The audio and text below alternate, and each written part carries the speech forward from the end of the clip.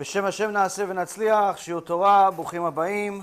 We continue our Iggeret HaRAMBAN series here at Ner Avraham in Aventura, Florida. For anyone that lives here and is watching on the internet, you're missing out. Because being part of the shiur, as I always tell you guys, the Chachamim talk about it extensively. Say that going to a shiur versus hearing about it or reading about it are worlds apart. Today's shiur will be for refuah shlema for Avi Mori, David ben Esriya, Doris bat Jora, Levana bat Sarah, Rab Ephraim ben Shulamit, Rabbanit Sarah bat Anat, Stefan ben Katarina, Yochevet bat Batya, Batya bat Sarah, Esther bat Tzipora, and all of Am Yisrael Bezrat Hashem will have refuah shlema, refuat nefesh, refuat guf. And also a very big atzlacha rabbah to all of those precious souls that support us every day, every month. And Bezrat Hashem HaKadosh Baruch Hu will pay each and every single supporter of ours 1,000-fold, both in this world and the next. I can never thank enough for all the people that help us, whether it's with $10 or $10,000, whatever it is. Alvai there was more $10,000, but sometimes there's more $10, but that's okay too. Because the reality is, Rabotai, you have no idea what type of schut you have to be a part of the kiruv work that I don't even know how much we do until people tell me. Just this afternoon, a woman that I never heard of in my life tells me that she's been watching the shiurim for some time, and not only did it wake up her neshama to leave Avodah Zarah, but it also woke up the neshama of two of our kids, one's 22 and one's 24. Both of them have abandoned Avodah Zarah. Both of them are in the way of Hashem, Kadosh Baruch Hu, Baruch Hashem. And this is just for what? Watching shiurim on YouTube somewhere in the middle of the country. There are countless people, Baruch Hashem, that are doing Teshuvah, and they send us messages. Sometimes they send us thank you letters. Sometimes they send us a message 2-3 years after they've already have become tzaddikim already. And they remember. But the key is, Rabotai, you have no idea how much Kadosh Baruch Hu loves these shiurim. And it has really not much to do with me, other than the fact that I eliminate my own choice as far as not really saying much of my own opinion, just telling you guys what Chazal says, what HaKadosh Baruch Hu says. Now, as I told you guys recently, we are working on already for the last couple of years already. There's been one delay after another, but Baruch Hashem, over the last 3 or 4 months, we got really serious with it, and we're coming out with a new CD, a new way to get Am Yisrael to wake up, to get the whole world to wake up, Bezrat Hashem. And that's with a mix of a CD and DVD that I have here. This is a sample. This is not the real thing. They work, but we don't have all the ones that we have. We have a CD. The DVD is going to be the movie about the personal story, plus 8 other movies that are fantastic, that have woken up countless people. Baruch Hashem, each movie is better than the next. And then we have the only English CD in history that is specifically talks about Pgam Brit, about the issues of Tikkun Brit, and there are 57 shiurim. 57 shiurim about it. Some are long, like 3 hours. Our famous shiur that has gotten, hundreds of thousands of views and countless thousands of people to do complete Teshuvah, to shorter shiurim that are as short as 5-10 minutes. But there are 57 tracks, that's audio only, and then obviously the DVD is visual. And this is going to be just like our other CDs, the MUSSAR series, the Wall Street to Western Wall series. It'll be in these nice boxes, and you can distribute them to your community, to your shul, to your local kosher supermarket, different places. And the reality is that this is simply a ticket to Olam Haba. That's really what some big Talmidei Chachamim told me. This is what I have to say in order to explain to you people what this means. This is simply, each CD is a ticket to Olam Haba. And the reason why is because the Zohar Kadosh says that the tikkun of the last generation before Mashiach is going to be tikkun abrit. For women, it's going to be modesty, or lack of modesty, whether it's the long pagan wigs or the short mini skirts. And for guys, it's going to be how they watch their eyes or don't watch their eyes, and what happens after that. The addiction to pornography, the addiction to adultery, all types of disgusting things that are happening all over the world that I honestly don't want to tell you about. I'm sick of it. I'm sick of telling you the news. I'm sick of it. The news is so disgusting, I don't even want to talk about it. It'll just ruin the whole day. It'll put you in a depression. If you knew half the stuff I knew, you go in a depression. The stuff that's happening in the world. Why? It all starts with the foundation, the yesod. The yesod, the Torah calls the brit. That's the yesod. If anyone ever saw those drawings of the Kabbalah signs of different parts of the body are called different things, you see that the male member is called, the sex organ is called yesod. What does it mean yesod? Yesod means foundation. What does it mean foundation? Foundation means if you don't fix this, the rest of what you do goes in the garbage. You can keep Shabbat, you can learn Torah, you can give tzedakah, you can do everything in the world. You don't fix your brit, you go in a Gehinnom and you're not coming out. This is Torah.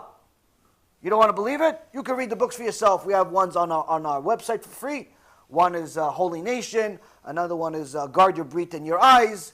Free books, hundreds of pages for free. There's many other things that you could buy on the internet.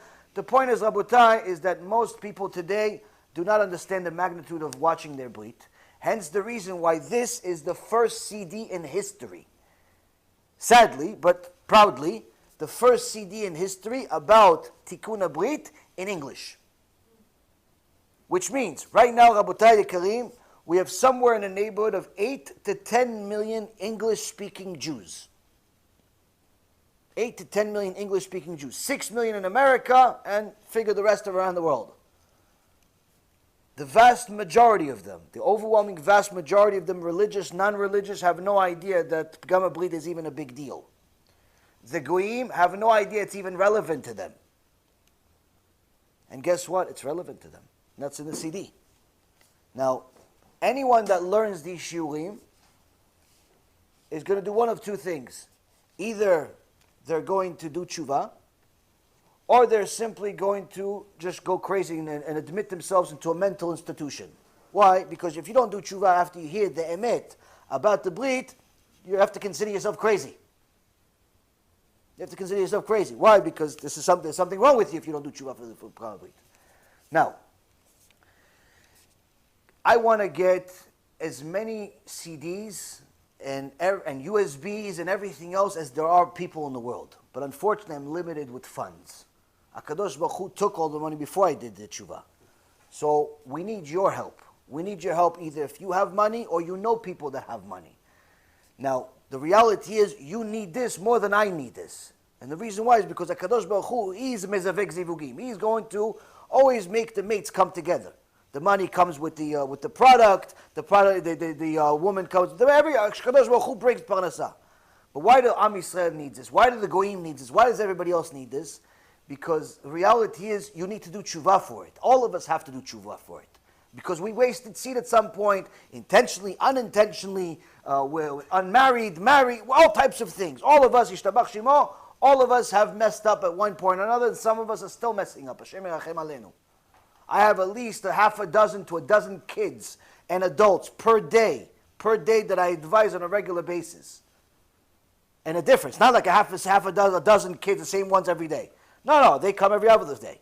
Sometimes I got 30, 40 questions a day of just this issue. Talmidei Yeshiva, Rosh Kollel, rabbis, young kids, Jews, non-Jews, all types of people. People realize this is a problem. Some of the comments that you see under these shiurim, you see all these shiurim on the internet, you go on my website, you go to the YouTube page, you see the comments that people make under these shiurim, it's mamash, it breaks your heart. They tell you, listen, I knew I had a problem, and now I know this is it. I listened to what you said. A year ago, I stopped touching my brit. Ishtabach Shemo, my whole life has changed. One woman tells me it fixed a mental illness. Another person told me it helped him find his... All types of fantastic things happen to people that protect their brit. And all types of damage happens to people that do not. Now, Rabbi Nachman Breslev, alav Shalom, says that all of a man's problems come from the brit. You have a problem, you're lacking money, you don't have a shidduch, you don't understand the Torah that you're learning, somebody hit you and didn't say I'm sorry, somebody bumped into your car and ran away, all types of issues people have in their life. He says all of it is connected to brit. Why? If you don't fix your brit, that's the first thing you go to. Don't say it's because you didn't give enough tzedakah, or because... No. First thing, brit. Needless to say, if you don't keep anything, but the point I'm trying to tell you is that if you're keeping already, but you still have a lot of problems, Rabbi Nachman Breslev said it's connected to the brit. So everyone needs to do Teshuvah, and Teshuvah for Pagam Brit is expensive. Because the Arizal writes, based on the Zohar Kadosh, that for every time a man wasted seed, he has to fast 84 times. Now, since we're a weak generation, the Tanya Kadosh and many other Chachamim, Rabbi Yudaftaya, and other sages have said, listen, we're in a weak generation. People are not going to be able to fast 84 times for every single time they wasted seed. You know, a guy wasted seed 3 times in a week, 4 times in a week, already lost his parnassah for the month. A guy went through his teenage years, didn't even know there's anything wrong. Shemir Hashem, the guy's already in a deficit to Hashem for $4-5 million. One kid told me this. He's 25 years old. He says, I owe Hashem $4 million. That's what he said. I didn't make this up. That's what he said. You think he's the only one? I got thousands of him. Thousands of kids like this. They didn't know it's bad, and he went to yeshiva. So, the point is, Abotai, this is a very, very expensive crime. Now, HaKadosh Baruch Hu does not expect you to pay $4 million if you don't have $4 million. What does he expect you to pay? He expects you to pay what you have. You have $400 a month, you pay $400 a month. You have $1,000 a month that you could donate, you donate $1,000. You have $10 a month, donate $10 a month. HaKadosh Baruch Hu knows your bank account, by the way. He doesn't need the code. He doesn't need the code for your bank account. He has it, they let him. TD, marriage, all those accounts, they have a deal with HaKadosh Baruch Hu, they let him see your bank account. He knows what you have. He even knows when you're going to get a raise. And guess what? People that do kiruv, they get raises. They get all types of raises. HaKadosh Baruch Hu wants to see how much you care. How much you care. Now, this is something that is going to help a person do Teshuvah in multiple ways. Number one, when you donate for the campaign, you're donating for us to get more and more CDs. I would love to get 1 million, 1.5 million CDs. Why? Because if I could spread 1.5 million CDs all over the country, all over the world, you're talking about somewhere in the neighborhood of 10% of the Jewish world, and somewhere in the neighborhood of about 20% of the English-speaking world. That's a lot. It's a lot of people. Guess what? A lot of people are going to do Teshuvah with that. Even if you do a horrible estimate of 1% do Teshuvah, Ishtabach Shemo, 15,000 people do Teshuvah, it's amazing. Or 150,000 people. No, 15,000. 15,000 people do Teshuvah, it's enormous numbers. One person does Teshuvah, it's worth it. Now, this helps the person that donates and also helps the person that receives it. And the reason why is because when a person donates for this, every time that person that did Teshuvah with your dollar, every time he would have done it, guess what? That repairs the damage that you would have done for yourself. That means that account of $4 million doesn't necessarily need to be $4 million anymore. Doesn't necessarily need to be $4 million. You donated, you continue to donate, but the account goes down in both directions. It goes down in the direction of you donating actual money because you keep buying more CDs, more USBs, more different things. But even more so, it goes down because you're actually getting results. Now, if you just give that $400 or $500 to, let's say, yeshiva, and somebody, somebody is learning before you talk, it's not going to help you on that way. It's not going to help you in that way. Why? Because no one's doing Teshuvah for Pagam Brit in the yeshiva from your $500. So this is, Rabotai, Mamash, ticket to Olam Haba. Now, because of demand and because I like to hear what people say, we've continued publishing and will continue publishing CDs because CDs are the best tool in the world to do kiruv. Number one, they're cost effective. Number two, even if you don't have a CD player, it's still a fantastic flyer. So even if you don't have a CD player in your house, you're so modern, you don't have CDs. You don't have CD in your laptop, you don't have CD in your desktop, you don't have CD in anywhere. Okay, you're rare, but it exists in the world. No problem. You're going to look at it. You're going to see a very cool picture that Team Bezrat Hashem made on both sides. You're going to be interested. You're going to open it. And you're going to say, okay, let me look this up on the internet. And ta-da-da, voila, you have it all over the internet. Our channel, different people host our stuff, and many, many different people all over the world put our stuff on their website to help people do Teshuvah. So that's why sometimes I'll tell you, oh, this video hit 100,000, 200,000 views, and you go look it up yourself, you see only 50,000, or 10,000, or 5,000. Don't call me a liar. It's just that it's listed in many different places. The point being, Rabotai, is that the CDs are a fantastic place to get to people because they're relatively cost effective.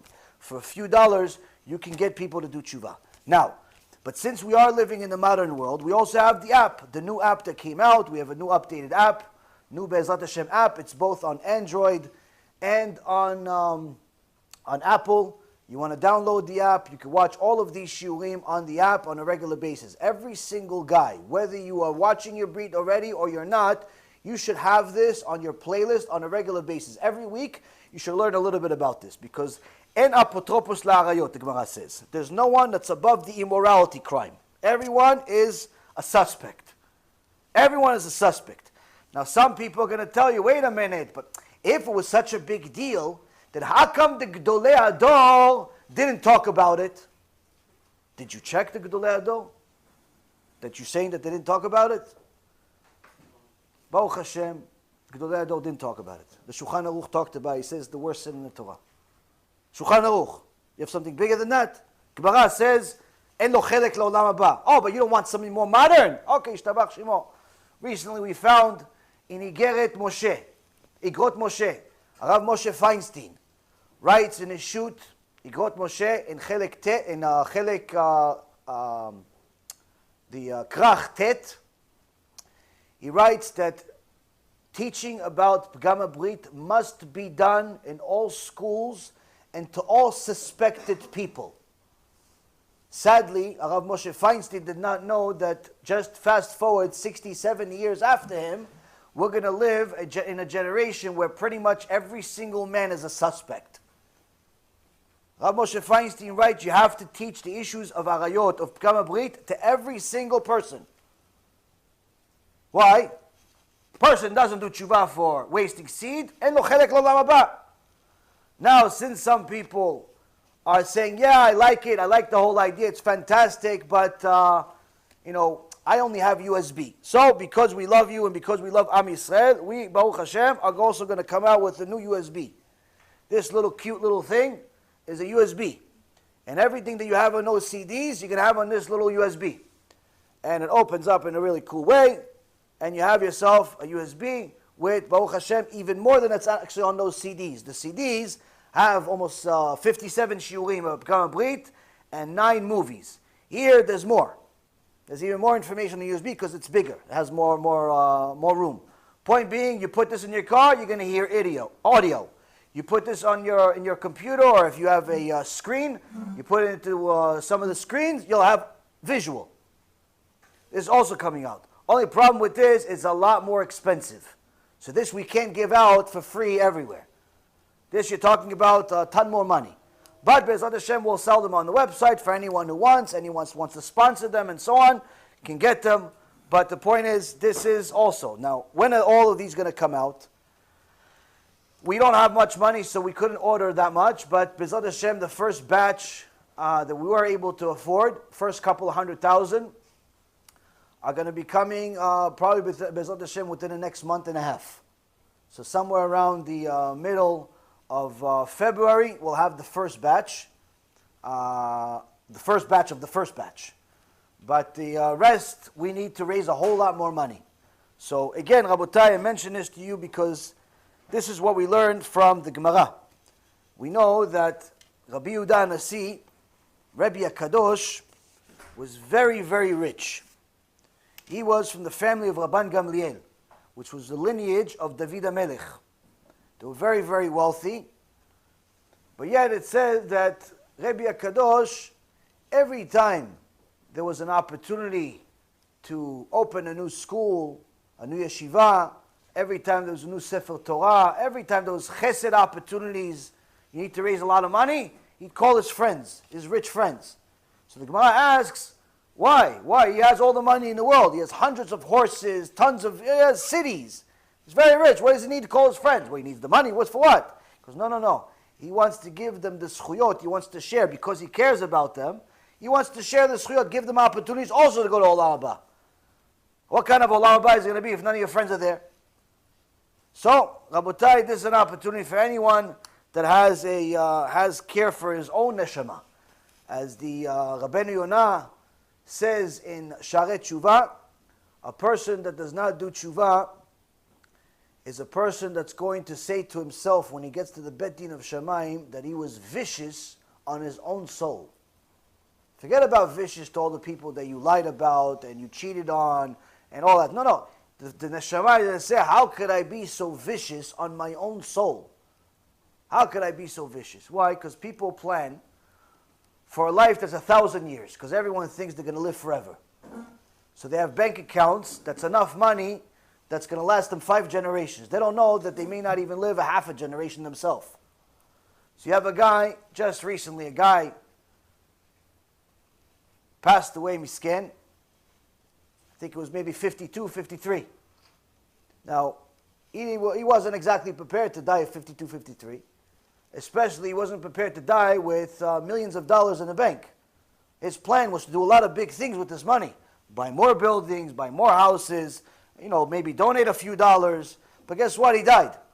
So now, he has double punishment.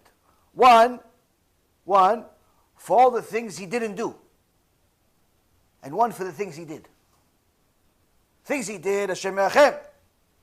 If you didn't do enough Teshuvah, you have a very serious problem. But the worst part of it all is for all the things he didn't do. Why? Because he had the money, he had the ticket to get himself into Olam Haba. If he would have simply taken some of the money, instead of buying another building, another 15 houses, another this, another that, he would have taken the money, published another 1 million or 2 million CDs and USBs and all types of things to help Klal Yisrael do Teshuvah. Guess what? He go up to Shamayim, they give him a red carpet. Oh, tzaddik, yesod, olam. Why? This guy just helped Klal Yisrael do Teshuvah. But no, you said, no, I'll do it, but later on. Well, guess what? Later on never happened.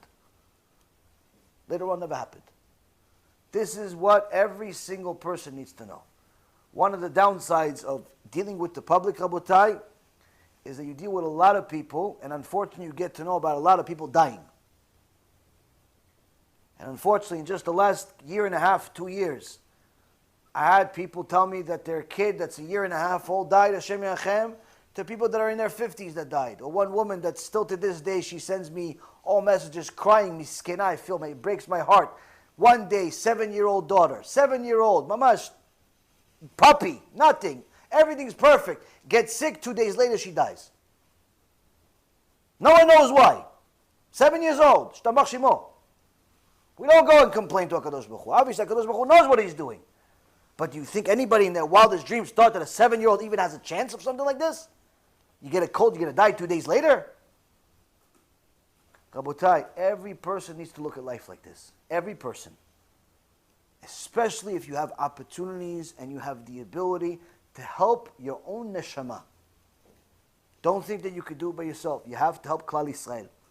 Now, some people ask, how come some of the announcements that we make seem so melodramatic? Like it's all going to end tomorrow. And that's part of what we're going to talk about today. The Ramban writes in his Iggeret, in his letter to his son, in his letter to us, over 800 years ago.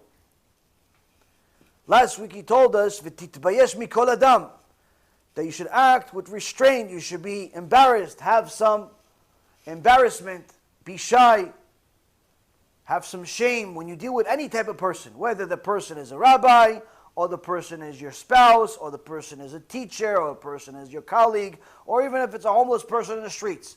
Everybody, you should have a little bit of shame, have a little bit of kavod for every single person, but also yourself. Don't think of yourself as being above people. One of the places that we learn it from is we learn it actually from this week's parasha. Parashat Shmot. We're starting a new sefer in the Chumash. And we learn in Parashat Shmot. Now, if I ask you, where do we learn about being shy, about being shamefaced, about being humble? First time, person, name it. I'm not going to ask you for a quote. Don't worry. I'm not going to ask you for a verse. Take it easy. Easy on you guys. I'll ask you for a name. Who's the first person? First person we learn about humility from in Sefer Shmot. Satan. Moshe. No, who has a different name?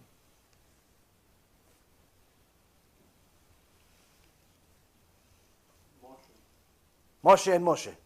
Okay, so they're twins. Shtabach Shemo, twins. We have two Moshes in Parashat Shmot. Moshe version of the baby version, Moshe adult version. No? Give me somebody else. Somebody else means not Moshe. And if you say Moshe, it's still Moshe. Like if you just change the pronunciation, it's still the same person. Yitro. Okay, Yitro, but we learned about Moshe before Yitro or Yitro before Moshe? Okay, so Yitro is another name, no? Miriam. No, Lama Miriam. Why Miriam? What did Miriam do that she showed humility? She was willing to take care of Moshe. No. That's not humility, that's chesed. It's kindness. Huh? No, my genius. No, what's the... Before slavery or after slavery? Before slavery or after slavery, you're too complicated for me. I just want Sefer Shmot. Give me a name. He gave me a name. Why? Why is Moshe's father... Why is Moshe's father the first one that we hear? No, you heard this already from me. See, Rabotai, the Gemara says there are certain rules to the creation.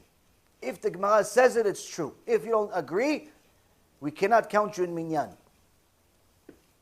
Your Judaism is on suspension. The Gemara says, if a person speaks, how can he guarantee that what he says, you listen to?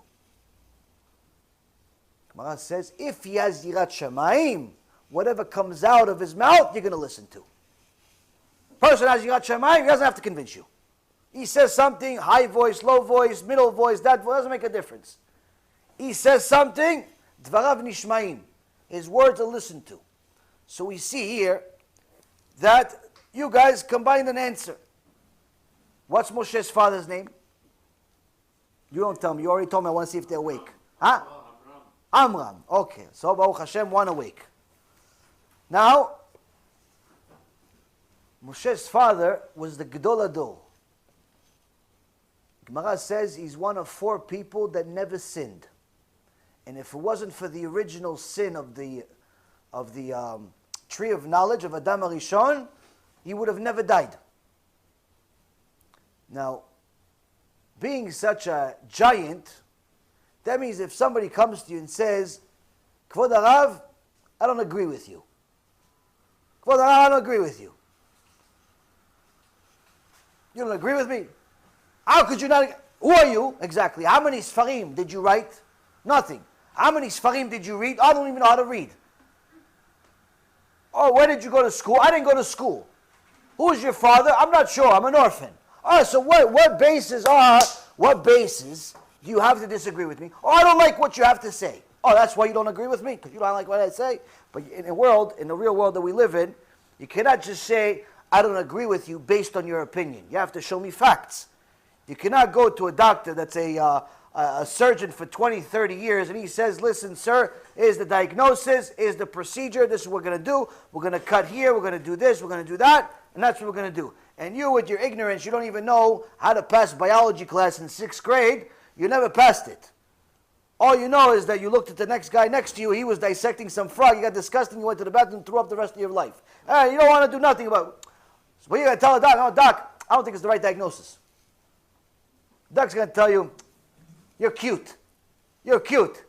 Bless your heart. Bless your heart. Bless your heart. There's a southern way of saying you're an idiot. That's what it says. Just bless your heart. Now, why? Because he says, I have 40 years experience in the medical world. I've cut hundreds and hundreds of people, and I sealed them back, and they all walked away perfectly alive. What did you cut? Your steak after it's dead and it stayed dead? What did you cut? Nothing. You don't know nothing. So if somebody comes to Amram the Gedol Hador and says, Kvod Harav, I disagree with you, you better come with some proof. Now, Amram had a little daughter, a 3-4-year-old daughter. And she saw that her father made a mistake. Out of a mistake. Because it says here that in the beginning of the parasha, that Am Yisrael was blessed after Yosef HaTzadik died. Things changed. They were blessed for 210 years that they were in Egypt. They were blessed that each birth was sixfold. Every time a woman carried for 9 months, 6 babies came out. And it's described, the Chachamim say, by their 6 different adjectives describing the growth of Am Yisrael. Each adjective stands for a baby. Paru, v'yishretzu, v'yirbu, v'yatzmu, b'me'od me'od. So in a matter of a couple of 100 years, we went from being 70 people that Yaakov Avinu went down to Egypt with, to millions. Millions and millions. Imagine, you got 70 people. Okay, they got married. One generation, you're already a few hundred. That few hundred already multiplies to a few thousand. That few thousand already to tens of thousands. Before you know it, a couple 100 years later, you got millions and millions of people. So now it says, "Vayakam melech chadash al Mitzrayim, asher lo yada et Yosef." There's a new Paro. And this Paro doesn't want any connection with the tradition of giving kavod to the Bnei Israel. No, I don't want any of this. He says, I don't like it. Look how many of these Israelites, these Jews there are here. I don't like it. So what do? Let's fool them. Let's fool them and get them to work for us, work for the government, communism. Little by little he fools them. They start working for Paro. And before you know it, they're all slaves. Now, if that's not enough, Paro, this Rasha Merusha that made Hitler look like a puppy, he says they're still growing though. So you know what? From now on, we're going to start killing off every male baby. Because his necromancers told them that their salvation, their Mashiach, is going to come from a boy. He says, so let's kill every boy. So every boy, we throw him into the ocean, we kill him. Other than the ones, there's a few killings. One type of kid, we throw him into the Nile River. Let him drown. Another one is, if his father doesn't meet a quota of making enough stones, then we put the baby instead of the stone. Hashem Yachim.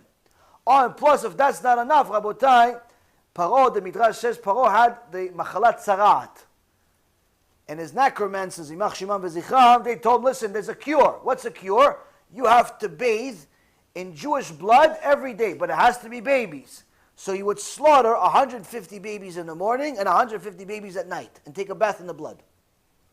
That's why if you look at some of the midrashim, like for Pesach, the whole thing that you read for Pesach is some nice pictures.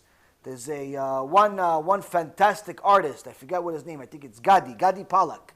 Gadi Palak made a Agadah, fantastic. Why?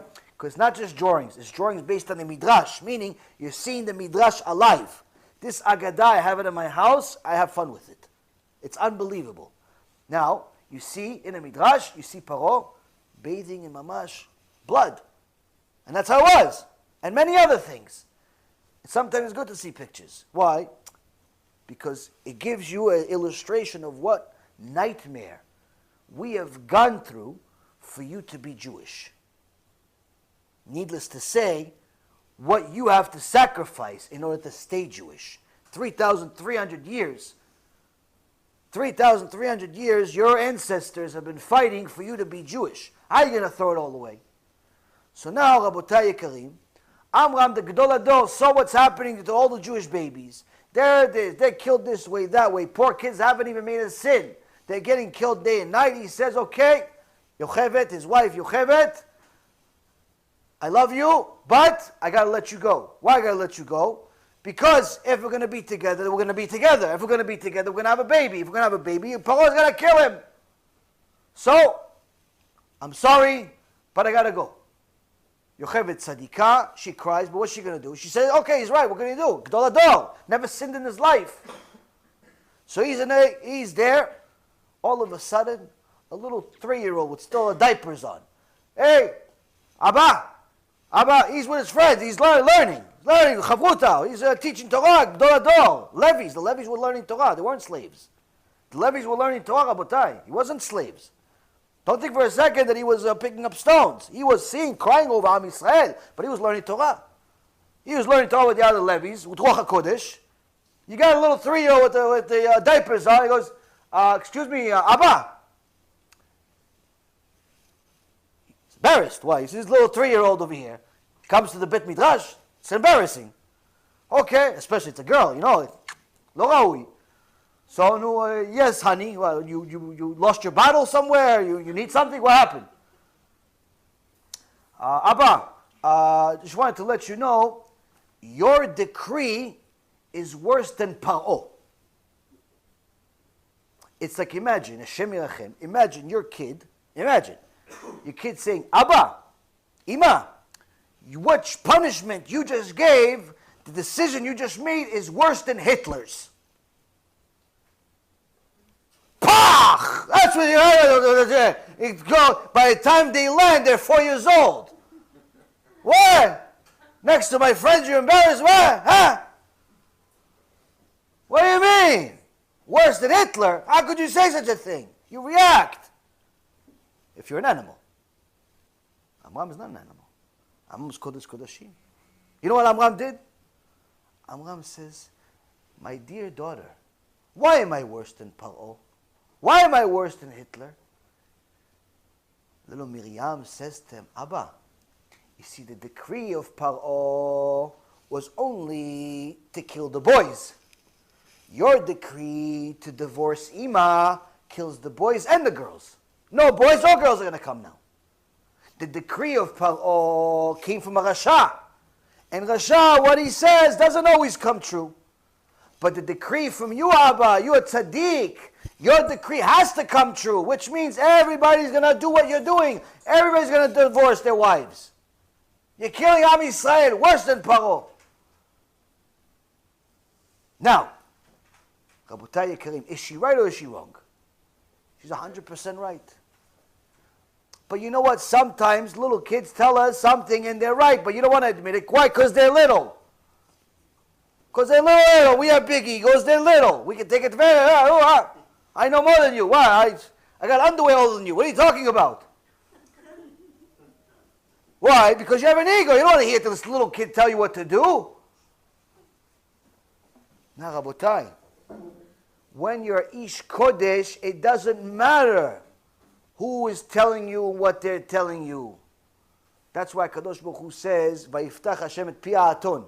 Hashem opened the mouth of the donkey to tell you, if the emet, if the truth comes from a donkey, listen to the donkey too. Doesn't make a difference where the truth comes from. But that's on the side of Amram. But how did Miriam have the zchut to be the deliverer of the truth? That her truth will be heard. Because many people say the truth, let's say. But not everybody's heard. How come Miriam got the zchut? It's a pasuk mefurash.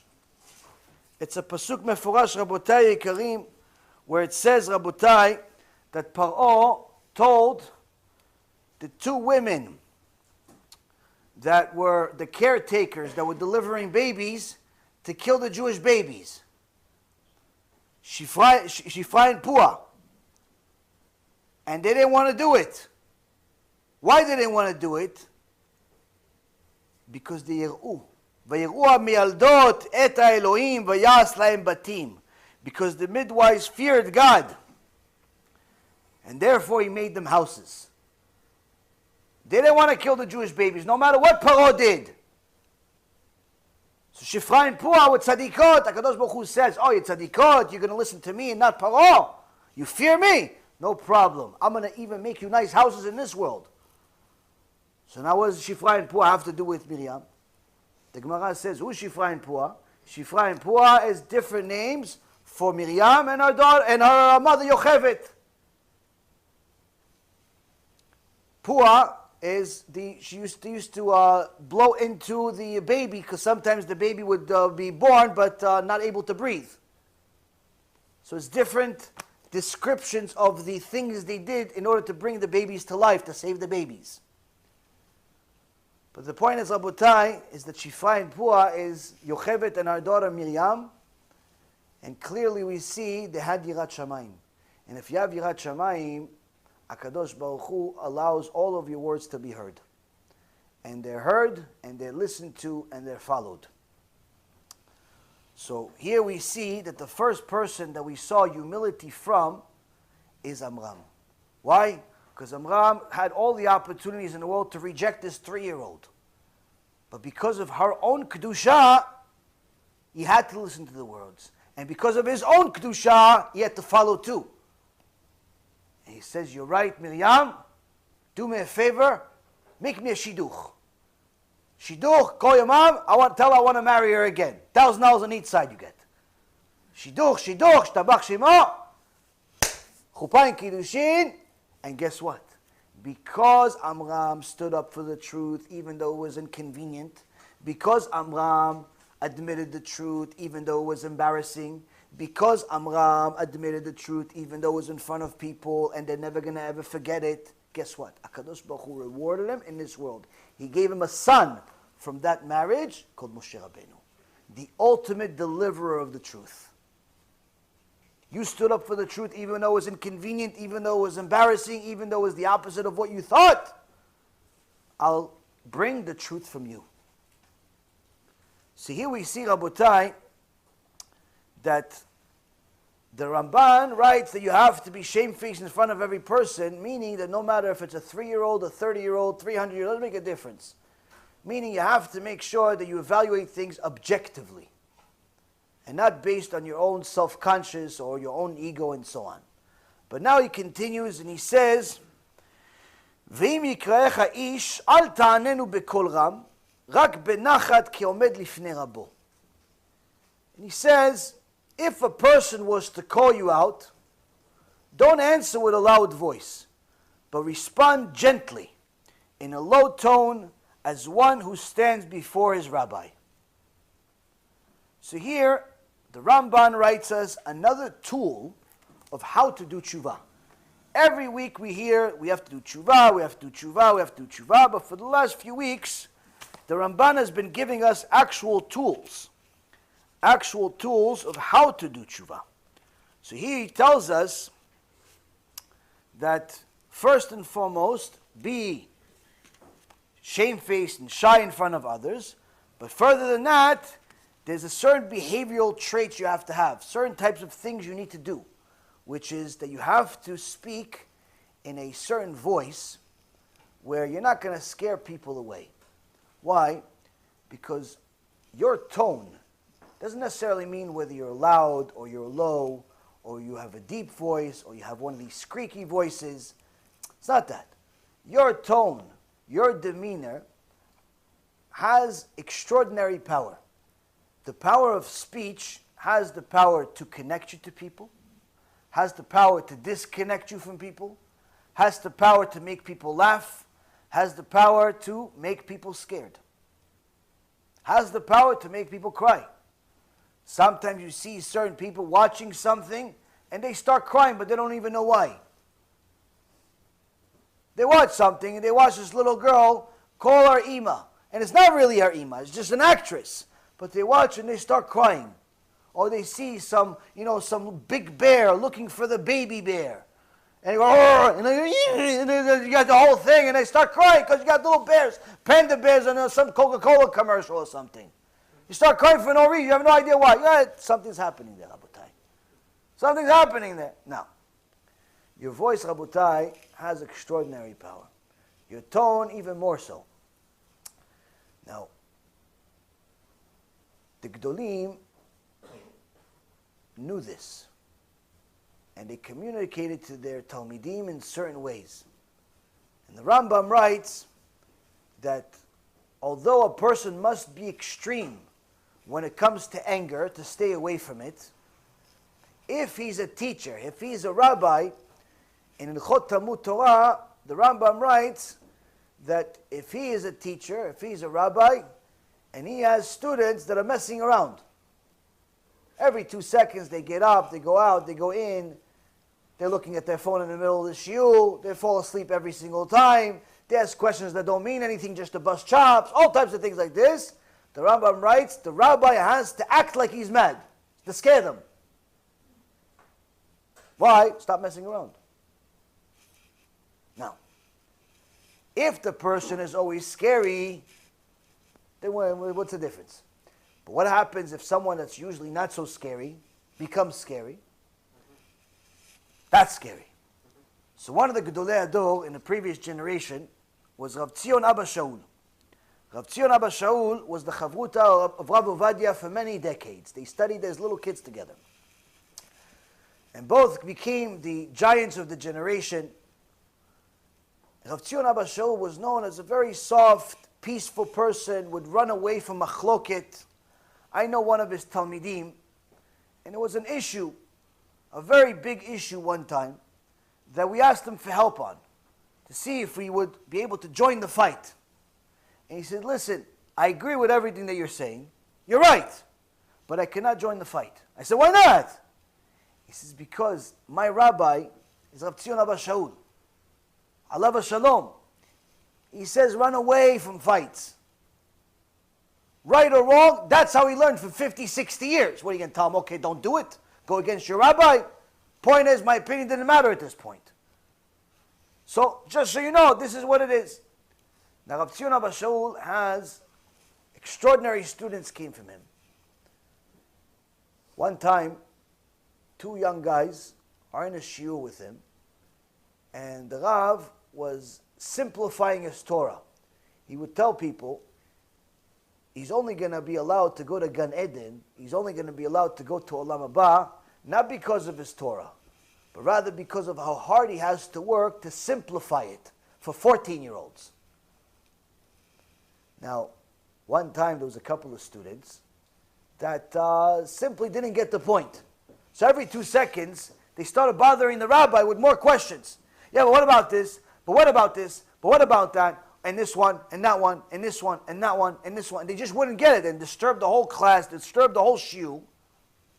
But it was one after another, after another, after another. It just seemed like the whole thing was like it became a joke.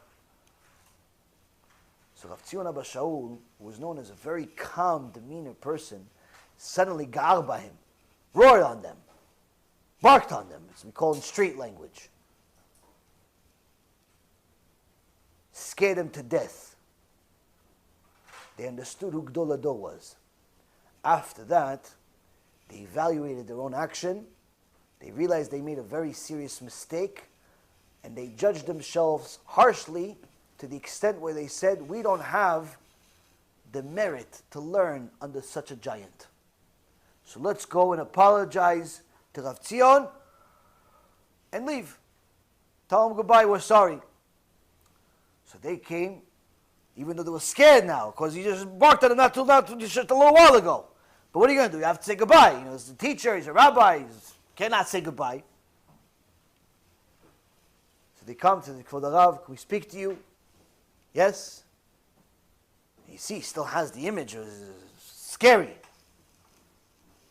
Lion just roared, you don't want to mess with him. He says, Kvod Rav, we're very, very sorry and for what we did. And we realized that we don't have the merit to study under such a giant, and we're going to leave.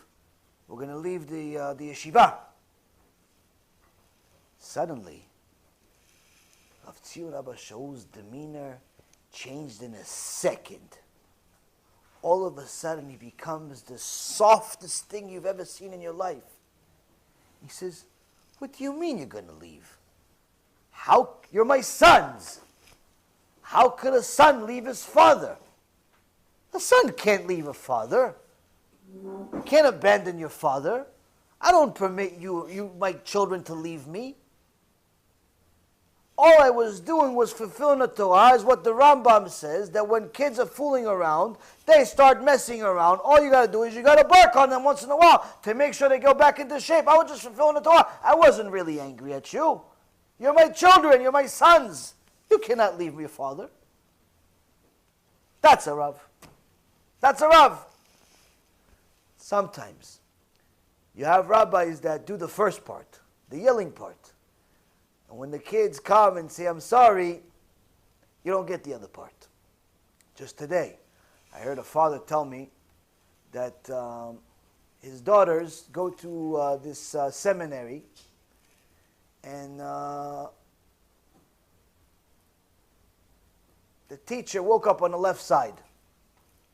And the kids react to a teacher that's this way. The kids are like sponges. These little kids, 6, 7, 8, 9-year-old kids, 10-year-old kids, they're like sponges. You're in a bad mood, they're in a bad mood. You don't want to be there, they don't want to be there. That's how it works. So the kids were messing around, and his daughter wasn't actually one of them that was messing around. But she happened to be in the wrong place at the wrong time. She decided to take a paper that someone threw on the floor, to pick it up and throw it in the garbage. That's all she decided. Victim here. This is not a criminal. She put a paper in the garbage. The teacher, like with the red thing, right there. That's going to be the korban. That's going to be the sacrifice for everybody else. Starts barking on his kid, poor little girl. Starts yelling, you're going to the principal's office. And the principal in that place, like Malach HaMavet. The woman that runs this school is Mamash Malach HaMavet and her best friends. The principal says to the kids, all the kids, you're going to all stay outside, freezing cold, stay outside for the next few hours. Until I decide to let you in. Kids are freezing. They don't know. What are they going to do? There's no cell phones. It's a religious school. It's not a public school. They're outside. They're freezing. They don't know how long it's going to be. Eventually, they let her in. Now, while they're outside, this little girl, smart girl, she comes from Baruch Hashem, good family. So, you know what? This is what we're going to do. She didn't really do anything wrong. What did she do? She threw a paper in the garbage. The other kids did something wrong, but not all criminals. We're all outside. Okay, let's write a letter. Let's write a letter to the principal saying how much we're sorry. Dear principal, principal, we are really sorry. We're sorry for disobeying the rules of the school. Little girl on her own, 10-year-old girl, thought about this fantastic idea. I wish I could get 30-year-olds to do this. We're sorry for doing something we didn't really do, but anyway, I didn't do it. I'm sorry. They come to the principal, and if I was the principal, I'd start crying with the kids. I said, you're never going to be, you can do whatever you want from now on. Oh, it's such a letter, Yishtabach Shimo. You can do whatever you want. No, throw the paper. No, it's such a fantastic letter. There's nothing for me to teach you anymore. I become the student, you become the teacher, you can write such a letter on your own, 10 years old. This restraint takes the letter, rips it up in front of all the kids. I don't accept it, throws it like this. That's why I said Malach HaMavet. What do you think, I call people names for no reason? And now she's demanding all of the kids to get their parents to write a letter, apologizing. This is what we have. This is what we have. This is what we have. The father said, I think I'm going to use a tractor and go into our office with it before I write that letter. But this is what we have, Rabotai. Why? It's all ego. It's all ego. You're allowed to rebuke. You're allowed to even raise your voice if it has good intentions, if you are under control, if you're not losing your mind. But once you start acting based on anger, you're no longer allowed to rebuke, you're no longer allowed to teach, you're no longer allowed to do anything. One rabbi came to Rav Tzadka, alav shalom, and he started complaining about one of the students in his yeshiva. And he says, Kvod Rav, I want your heter, I want your permission to throw this kid out. This kid is a rotten kid. When I talk, he talks also. If that's not enough, he starts distracting all the other kids, eats seeds, sunflower seeds in the class, throws them on people. A kid is just one of those rotten kids. Kid can't sit, can't stand, nothing. I want to throw him out. Now, between you and me, I don't even know why he's asking. I would have already thrown this kid out. But that's why I'm not him. Rav Tzadka says, wait a minute. Did you fast for this boy? He says, what? No, he's alive, Kvod Harav. What do you mean, resurrection? Why we fast? What fast for what? Was Gedalia, we have to fast for him every year because they killed him? Why do we fast? He's alive, the kid. He's just torturing me. Rav Tzadka says to him, if you didn't fast about this boy to do Teshuvah for 40 days, how dare you even think that you're allowed to throw him out? How dare you even think that you're allowed to throw him out? You have to pray for this boy to do Teshuvah. You have to help this kid do Teshuvah. That's the point of the teacher. It's not so easy though. Why? Because the kid's throwing seeds on you. But that's what in the previous generation, Rabotai, the Gedolim that came out of that generation didn't come out because of themselves. They came because they did well, they toiled and so on, but they also had extraordinary Rabbanim. In today's world, it's very, very hard to find rabbis that are willing to sacrifice their life. Sacrifice their life for strangers.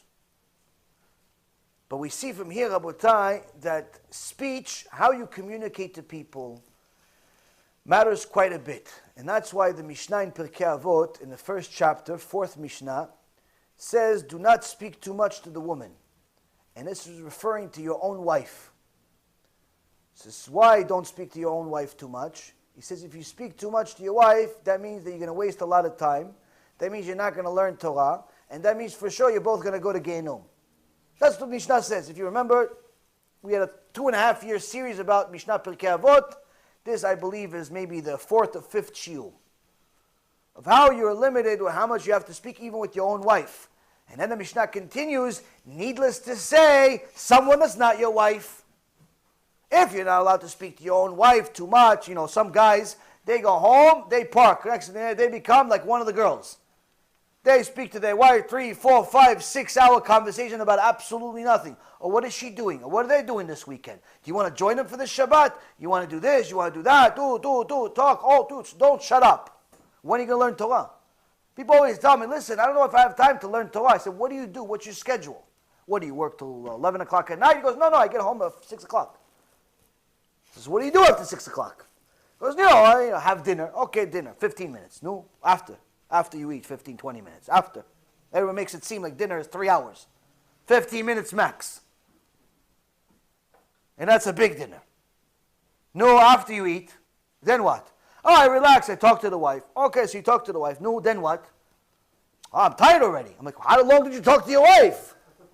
You talked to her for an hour. Okay, Pseda, it's 7:30, 8 o'clock. Okay, finish, chalas. What, are you trying to solve the world's problems? An hour, you finished, okay. It's still early, it's 8 o'clock. He goes, no, by the time we finish hanging out, it's late, it's already 11 o'clock. I said, 3-hour conversation, I'd be tired also. 3-hour conversation, you give shiurim already. Tell the rest of the world what you talk about for so long. Rabotai, you have to understand that if what you're saying is valuable, you don't need too many words. Usually the things that are not valuable require a lot of wasted time. So a person needs to know that he has to even limit his own communication with his wife.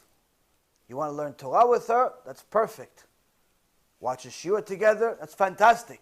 But just socializing and talking about strangers, talking about people talking about family, all that stuff does not require that much time. And even then, you have to limit it because it cannot be at the cost of your learning Torah. But needless to say, the Mishnah here is also teaching us another lesson. It's not just a waste of time, but also the way you talk to women, the way you talk to men. Many times I see this, and I see how women communicate to men, and men communicate to women in a absolutely forbidden way, without saying anything outright. Like, for example, many times you see so-called religious women making a comment on, some other guy's Facebook post or whatever, social media post or something like that. Oh, you're looking good. Or the guy says to the girl, oh, you're looking good. Who says you're allowed to give another person compliment about how they look. She your wife? Then you're allowed. She's not your wife? Asul. Needless to say, publicly. Needless to say, publicly. But people do it freely. People do it nonchalantly. They talk about personal issues. Oh, how you doing? Oh, everything is good. I just got out of the shower. What? Hashem yirachem aleinu. What? What do you mean? Why are you telling him that you just got out of the shower? Why are you telling how you just got out of the shower? Why do they need these extra 2 words? What? To make the malach hamavet, the satan, the yetzara, all of it park in his head, or just one of them? People, you have to understand, modesty is not just clothing. Modesty is also where your eyes go. Modesty is also what comes into your mouth, what comes out of your mouth, what comes into your ears, what comes out of your ears. There's a whole scope of modesty. You have to understand that every single thing that you do has to be calculated. The best yet is when people say, okay, I'll talk to you soon, XOXO, or one of these nonsensical things that people put, like the emojis, they put a heart sign to just strangers. To just complete strangers. A heart sign. Oh, we miss you. Oh, we miss you. You're my wife. You're my husband. What miss you? What does this miss you? What is this XOXO? Where in the Torah does it say such a thing is allowed? Now, you're going to say, come on, you're strict. You're fanatic. You're like Daesh. You're like ISIS. Okay, Rabotai. If the statistics of divorce were not 80%, then most likely I wouldn't even mention this. But when the statistics show that 80% of marriages in the Western world end within the first 5 years, meaning it's a complete waste of time. It's a complete waste of time. And now the statistics show that even in the religious world, the numbers are nowhere near the same. They're not 80%, but they're also increasing. They've more than quadrupled in the last 10 or 15 years. You start asking questions, where are we going wrong? Many times we're going wrong in the way we communicate with the opposite sex. Just because your wife is friends with her doesn't mean that you're allowed to be friends with her. Just because your husband is friends with him doesn't mean you're allowed to be friends with him. And guess what? Cheating, adultery, doesn't happen with complete strangers. Adultery happens between friends. Adultery happens between friends. It doesn't happen with strangers. The wife doesn't find some homeless guy in the street that she gave him $1 and says, you know what? I like you. Let's go. That doesn't happen. You know what happens? She likes his best friend. And since he's stupid enough to allow his best friend to come for coffee, even when he's not there, guess what? The best friend becomes a best friend.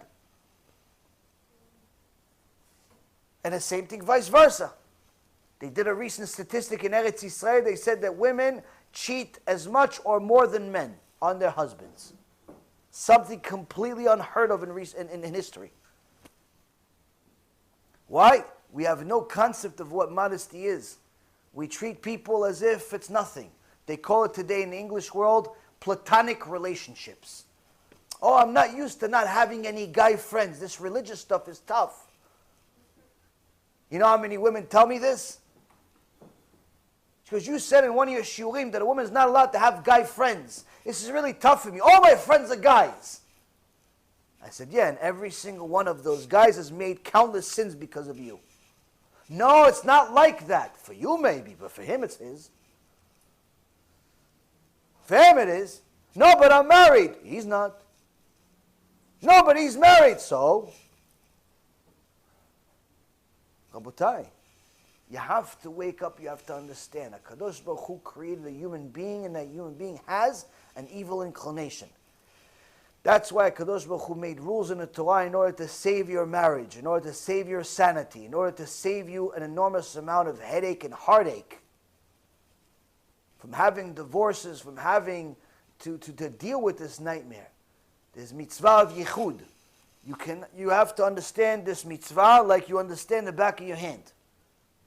You have to know that you are allowed to be with the opposite gender if it's your wife anytime you want. If it's not your wife, limited conditions. if your wife is there also, if the door is open, different things. We're not going to go into all the halachot, but the point is, Babutai, you cannot just think that you could be friends with the opposite gender. That's never allowed. In fact, the Rambam writes, even kissing on a cheek, his own sister, his own older sister, is only done by stupid people. That's what Rambam's language. Rambam's language says only stupid people kiss their own sister. This is 900 years ago, before all the filth swamped the world. But guess what? Today, I think people say, no, come on, his own sister, that's crazy, Rambam's fanatic. Well, guess what? I'm going to give you a disgusting statistic to show you how holy the Rambam was 900 years ago, to teach us more than we could even imagine. Unfortunately, part of the research of looking into the addiction of pornography, you find some disgusting facts. One of the most disgusting facts is that the most common pornography that people attract to is arayot, gilui arayot, meaning incest, as if the storyline is talking about incest. That's what people are attracted to. Why? Because they're already looking for taboo. One guy, one girl does not enough for the average sick mind. They want something else. They want the storyline to talk about a mom and a kid, a father with a daughter, or some type of filth to take the regular filth to the next level. To the 10th power. Which means, Rabotai, if that's what people watch, that's what people think about, that's what people want, the Rambam 900 years ago, when he said you're not even allowed to kiss your sister, you idiot, he wasn't exaggerating. He wasn't exaggerating. He was telling us this is what's going to happen to you.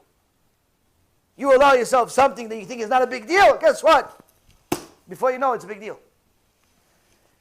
And unfortunately today, in America, in Israel, in Europe, there are constantly trials over the permission of, unfortunately, incest. A father wants to marry his daughter, a daughter wants to marry a father, brothers want to marry each other, and so on and so forth. This is everywhere in the world. Unfortunately, many times they've won the cases and they were allowed to do it. So, when the Torah tells us to be careful with the words you choose, needless to say, with the actions you take. Now, when a person communicates in a certain way, he's going to get different results. There was one time,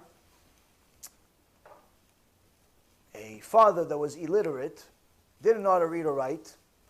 He sent his son away to go learn. And he told him, anytime you need some money, just send me a telegram. Most of you guys probably don't know what a telegram is. Telegram is 150 years ago, 100 years ago, text messaging. Only difference is you didn't have a phone.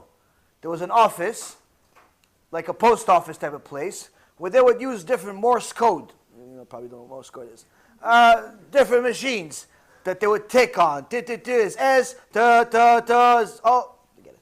Anyway, so Morse code, text messaging of 100 years ago. Now, once they got this telegram, a person would come to the person and says, oh, you got this telegram, and this is what it says. I need such and such, I want such and such. That's how they would communicate for war. That's how they communicate for different things, for commerce and so on. When somebody would declare war, it was announced on a telegram. There was no TV. Chafetz Chaim says, we learned MUSSAR from a telegram. Why? You go to the telegram office, tell them, listen, I want to write a telegram, tell my friend his father passed away. So the telegram office says, okay, we have minimum of 10 words. He said, I don't need 10 words. I just said, your father passed away, so just a few words, 3 words. Goes, okay, whether it's 3 words or it's 10 words, same charge. Same charge. Okay, your father passed away, there's a good deal on furniture. What else are you going to use the rest of the words? Chafetz Chaim says, from here we learn, we're going to pay for every word we say. From a telegram. From a telegram we learn we're going to pay in Shemayim for every word we say. Now, this father that was illiterate sent the son away and told him, anytime you need money, send me a telegram and I'll send you money. So some time passed, the kid sends a telegram, the father gets the message, he goes, picks it up, he doesn't know how to read it, so he goes to the neighbor. Now what he didn't know, that neighbor was like Tisha B'Av that day. That neighbor was in a bad mood, he got the IRS office, knocked on his door, says, listen, we're coming back, we're going to audit you, all types of things, that bad news. His wife told him something he didn't like, so he told him, listen, can you do me a favor, can you read this for me? He said, yeah, sure, here, give me. Abba, give me some money.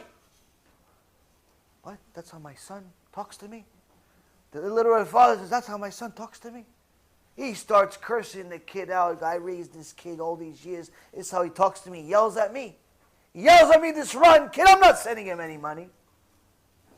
Now, a few weeks pass. The kid's waiting. He gets confirmation from the office that telegram arrived. No question, there's no problem. But no money arrived. So he sent another telegram. Same thing. The guy gets it. He says to his neighbor, can you do me a favor, read this for me? This son of mine sent me this telegram. He's still mad. 2 weeks later, he's still mad. Now that day, the neighbor was happy. Why? He's got a raise at the job. His wife cooked him a nice meal because she wanted to celebrate with him. She was in a good mood. He reads the telegram. Abba, please send me money. All of a sudden, the father's heart starts melting. He goes, oh, my son, my cute son. Of course I'm going to send you boo-boo there. Of course I'm going to send you some money. I'm going to send them more. I'm going to tell me where to put all this money. Tell me what to write. You write it for me. I'll tell you how much money to send. What? It was the same exact telegram. Just send it again. What happened? One time, the guy, the angry guy, translated how he wanted it. He was angry, so he translated in an angry way. Second time, same exact telegram, nicer way. Why was happy? Same thing with our messages, Rabotai. Same thing with our messages. Our speech is critical. The Rambam tells us that when someone calls you, speak to them with a low voice. He's telling you that don't be one of these people that's like in the shuk, in the market. Ima, I need some coffee. No, don't be like one of those people. No one works for you. You have to understand that you have to act in a certain way. But does that mean that you're never allowed to raise your voice? Does that mean that you have to be like one of these monotone, robotic people? No. No. Now, if a person pays attention to the details, he'll see that he'll always win. It's very interesting. There's a spider that arrived from Arizona. He was watching my shiur in Arizona. One of my talmidim sent me a picture, and now he's arrived here in front of me. So it says tikkun. He wants to watch a shiur. So now it's just interesting that you arrive right in front of you. So now you never know. Maybe it's a tikkun gilgul. He probably came to shiur 5 years ago, didn't want to come back. Said this guy's had to come back as a spider. So now Rabotai. Some people say, Rabbi, how come you're yelling all the time? How come you're yelling all the time? One time I had a shiur, and a guy came to the shiur, and it was a good shiur, Baruch Hashem. And after the shiur, the guy comes, he starts asking me questions, saying hello, and I start talking to him. It was the first time he's ever been at a shiur. He's like, wow, now you talk regular. And I said, what do you mean? He goes, no, all the time I watch you on shiurs on YouTube, and now I watch the shiur, you're like, yeah, all the time, but now you just talk like a regular, you're not yelling at me. You're not yelling at me. I said, what do you think, I yell all the time? He goes, so how come?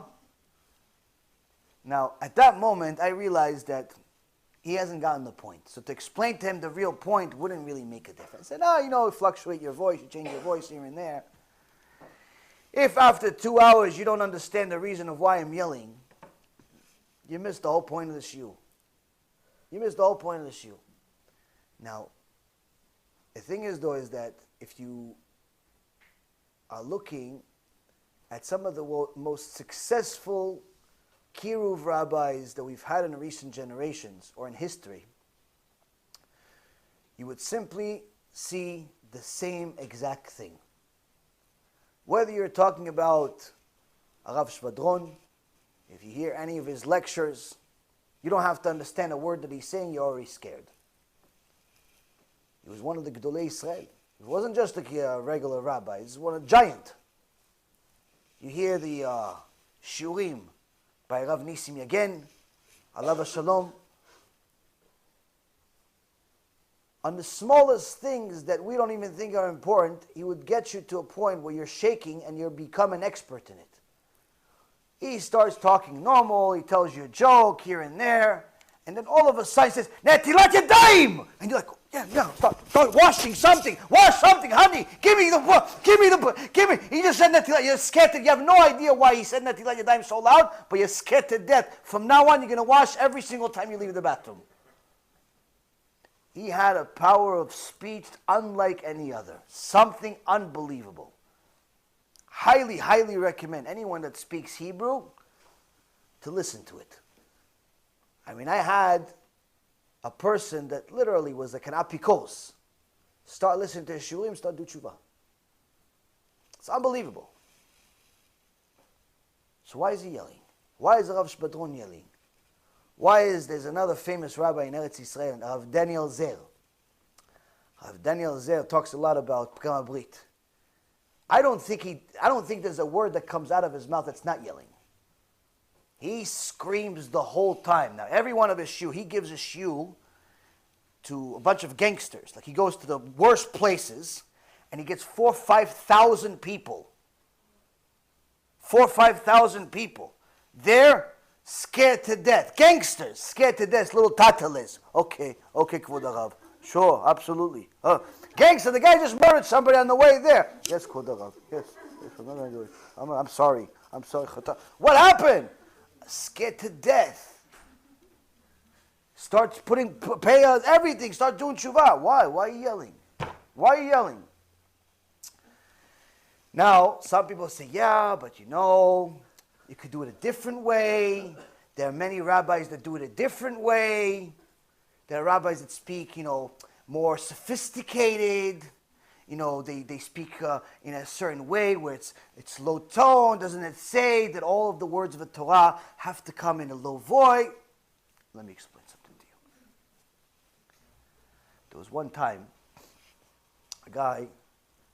two guys were on one of these seashores fishing. One guy slipped, fell over into the water. Start screaming, Atzilu, Atzilu, Atzilu, I can't swim. The other guy on top is, I can't swim either, but you don't see me screaming. What's the difference between these two? The difference is, the guy that's screaming, he's in pain. He's in pain because he can't swim. The fool that's upstairs is only considering his own perspective. Of course you're not screaming that you can't swim because you're not in pain right now. You're not about to die. There was one time a businessman, religious guy, came into town. In those days, they had different kavod for the rabbanim. He came into town and he was hosted. He asked the keilah, where could I stay? He said, you can stay at the rabbi's house. The rabbanit always has different guests stay at the house. You come to the rabbi's house. So this businessman comes on a Friday, and in those days, you didn't have the things of today, so when you brought money with you, you would give it to the owner of the house, and they would put it in the family safe. Why? Because money is muktzah. You can't carry it with you. You're not going to leave it on your bed. You're scared. So you give it to the family, you give it to the hotel, whoever is the host of the place, and they would put it in a safe for you. And then you would get him Motzei Shabbat. So he comes in, he meets the Rabbanit. The Rabbanit says, yes, I can help you. I want to stay, please. Okay, no problem. Oh, can you please take this? Now, he just gave her money that he worked on for 3 years. 3 years working blood, sweat, and tears to get this money. He's got 10,000 pieces of gold. He gives it to the Rabbanit. Rabbanit said, okay, no problem. Now, Friday comes in, they have a Seudah, and then the rabbi gives a shiur. All the kehillah comes and listens to the rabbi's shiur. And this rabbi was a Ish Kodesh. This rabbi was a person that was in pain because he knew that people were violating Shabbat. He knew that people were intermarried. He knew that people were mistreating the Torah, like some of these clowns you have in different communities, whether it's the place in Beverly Hills that has the VIP parking on Shabbat, or it's the other clowns in New York that we just found out about, that they're having casino night in the synagogue. Casino singles night. Hashem yirachem aleinu. A moshav letzim inside a synagogue is happening as we speak. Now don't worry, New York is not unique to this. They had it in Florida also, just a few months ago. A shesh-besh poker tournament inside a synagogue. All of these synagogues are trying to cater to the secular world. By what? By being just like the secular people. And they think that's going to help people do Teshuvah. They don't realize that HaKadosh Baruch Hu writes very, very strong things against such people and such places. Places like this that have poker tournaments inside the synagogue. Places like this that have VIP parking to a synagogue on Shabbat. Places like this that have all types of things that are against the Torah. Inside a synagogue, Kadosh Baruch Hu says those places turn into houses of idolatry. Turn into churches. It's sad. It's sad that this is happening in many places where the rabbis are so infatuated with money, they forget about God. So he said, no, we're not. We're only doing a poker tournament in the synagogue because it's all tzedakah money. It's all tzedakah money. No one's really winning and losing.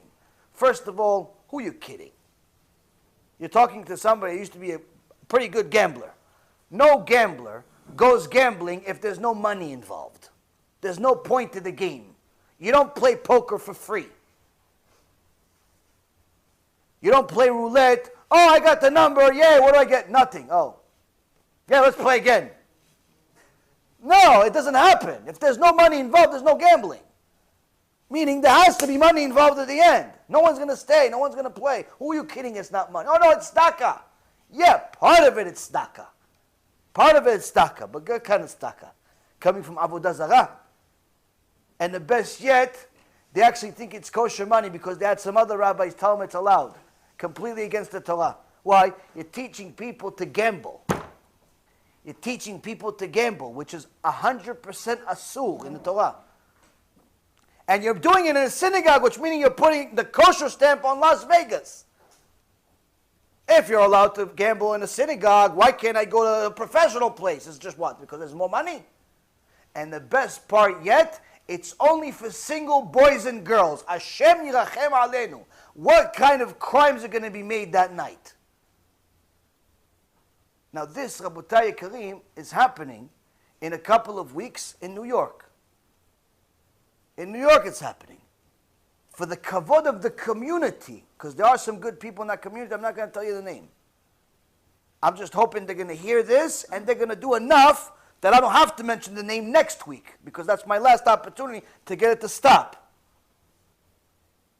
But I'm telling you, this, Rabotai, is not the only place that's doing it. They're doing it in every other place here. They're doing it here in Florida. They did it right next to my house. Place full of clowns. They do it in Boca Raton. They do it in different places. Who said it's allowed to gamble? Who said it's allowed to gamble in a synagogue? Who said it's allowed to waste Torah time for such things? Now we're doing kiruv. Yeah? How many Baalei Teshuvah did you get at the end of the tournament? 0. In fact, most people went off the derech at the end. Why? They go to Vegas because they're so hot. For gambling, because they won the tournament. Now they want to go to Vegas and make more crimes. People kid themselves, thinking that there's a different way to help people do Teshuvah.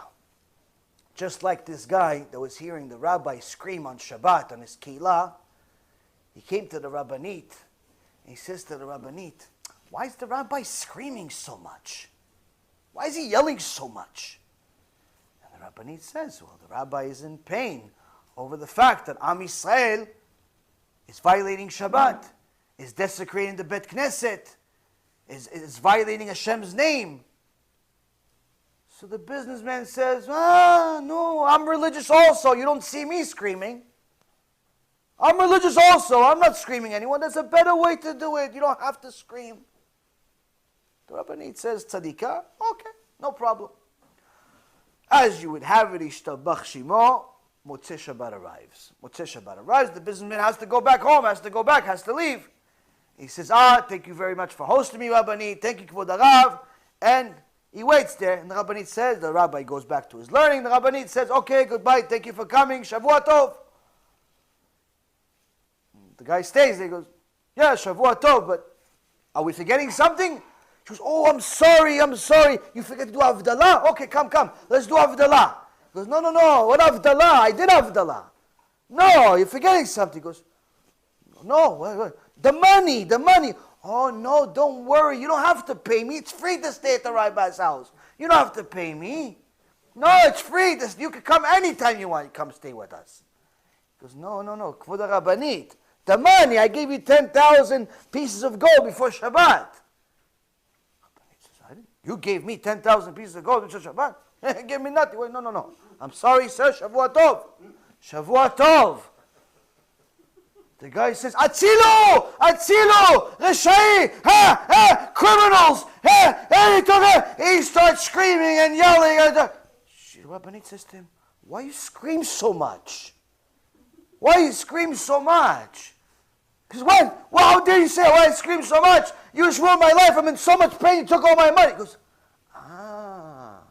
hold on. He goes to the shelf. He goes, here's your money. But now you know, when you're in pain, you scream.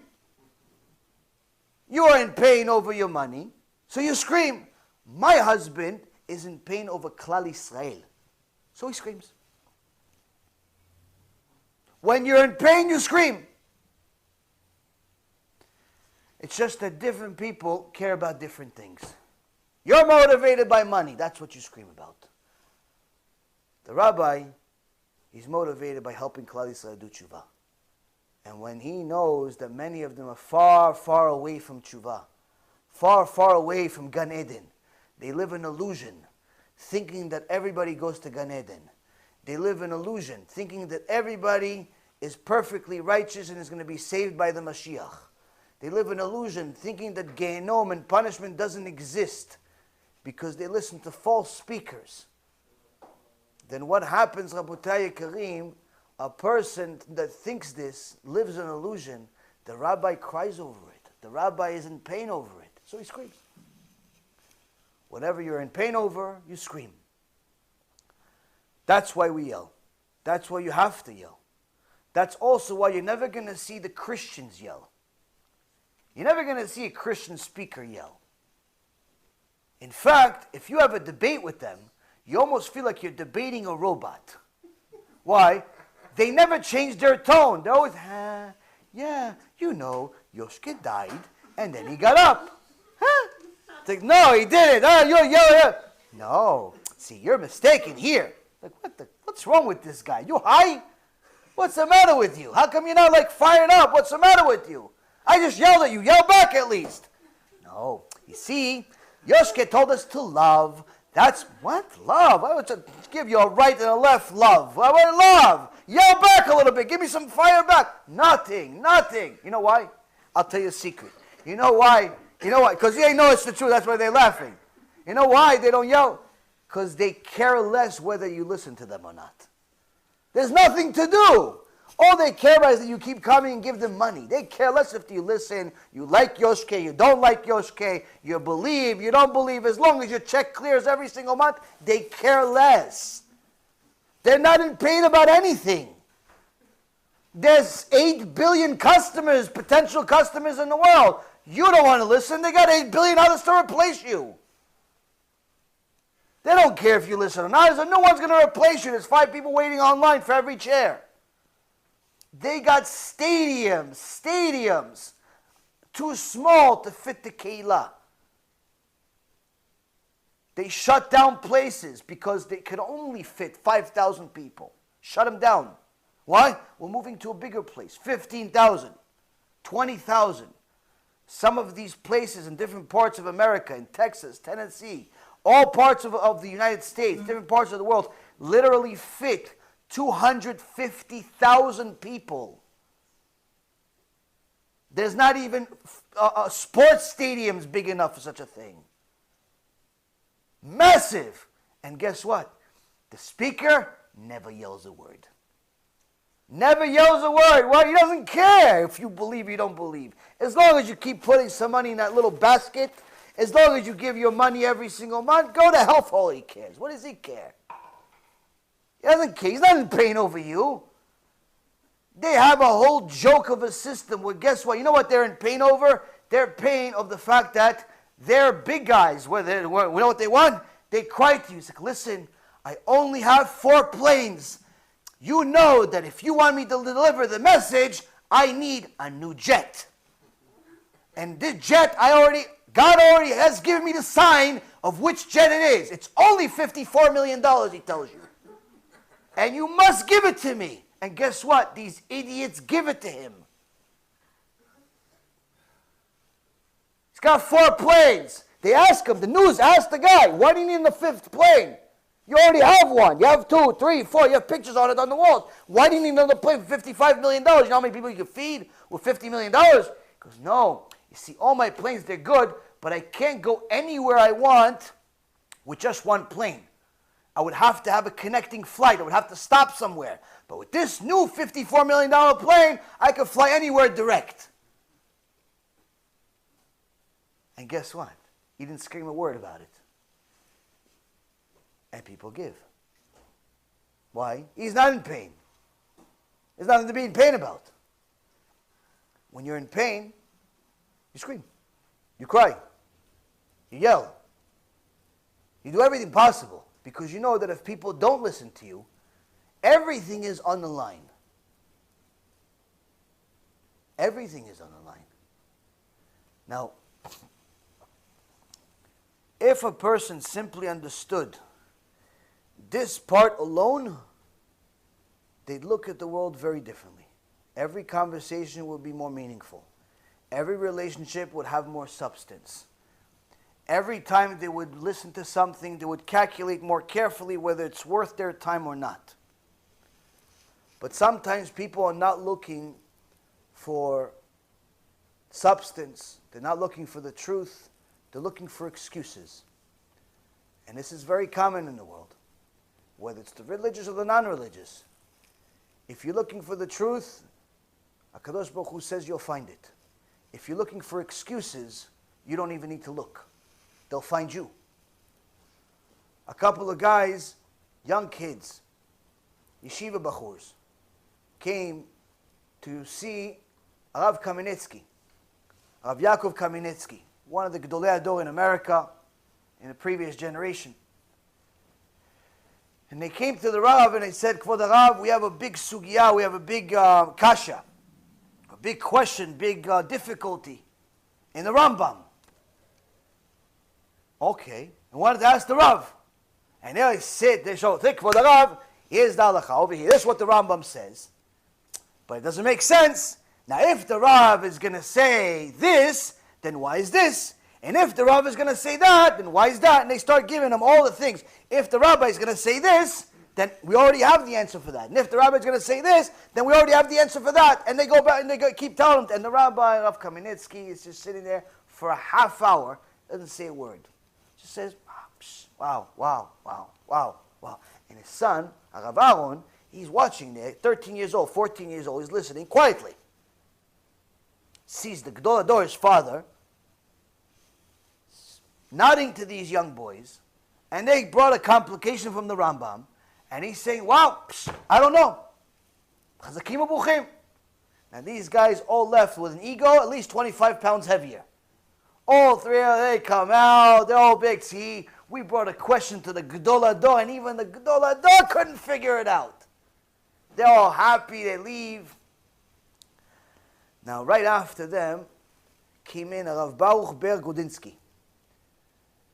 And he came in, and he's sitting with the Rav Kamenetsky.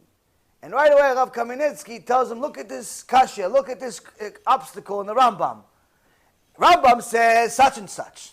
Now what's the answer? And he starts giving him the answer. Like he just rips it apart, everything that this other guy just said. And he shows he has the actual answer.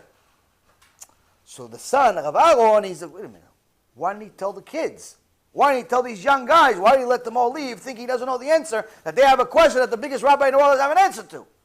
So after he finished, he said, Abba, please tell me, why did you let those 3 boys ask you a question, a half hour they're telling you all these complications, and you're saying you don't know, you don't know, you don't know, and you let them go thinking that you don't know, but obviously you knew. You just gave the whole answer right now to the rabbi. He says, see, those 3 boys, I knew right away that they were enjoying the toil of the complication.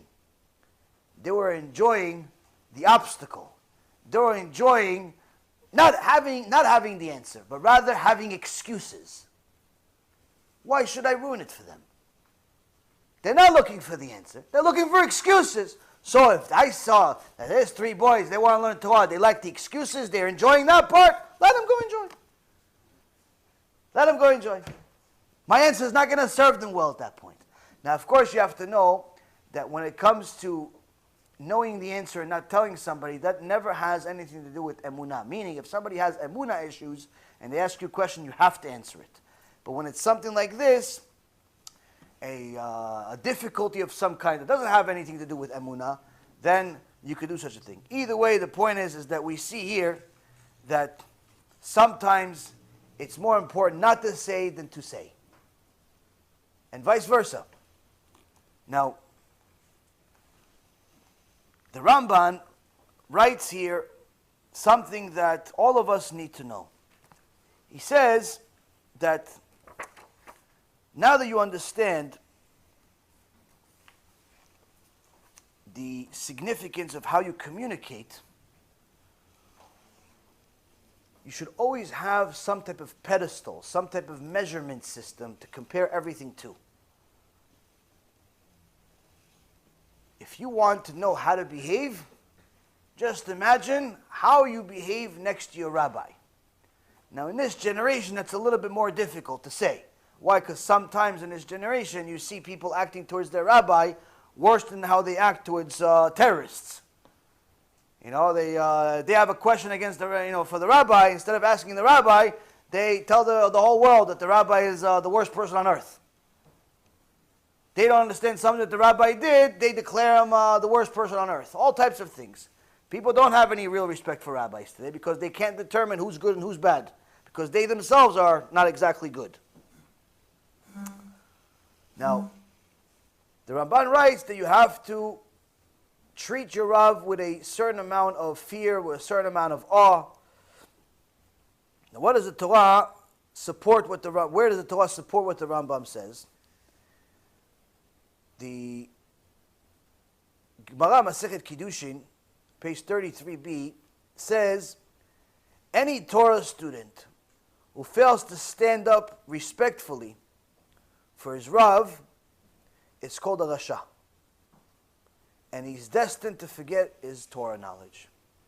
That means that a person could learn day and night. He's in yeshiva for 20 years. He's in Kollel for another 10 years, 15 years. And he feels like he knows a thing or two. He's already completed the Shas a few times. He's gone over a few things, maybe even wrote a Sefer.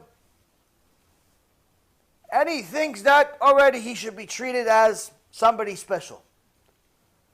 So when his Rav comes in, to wherever he's in, he doesn't feel like he owes the Rav any special treatment. Why? Because he's in the middle of learning right now. I don't need to stand up. The rabbi's not looking anyway.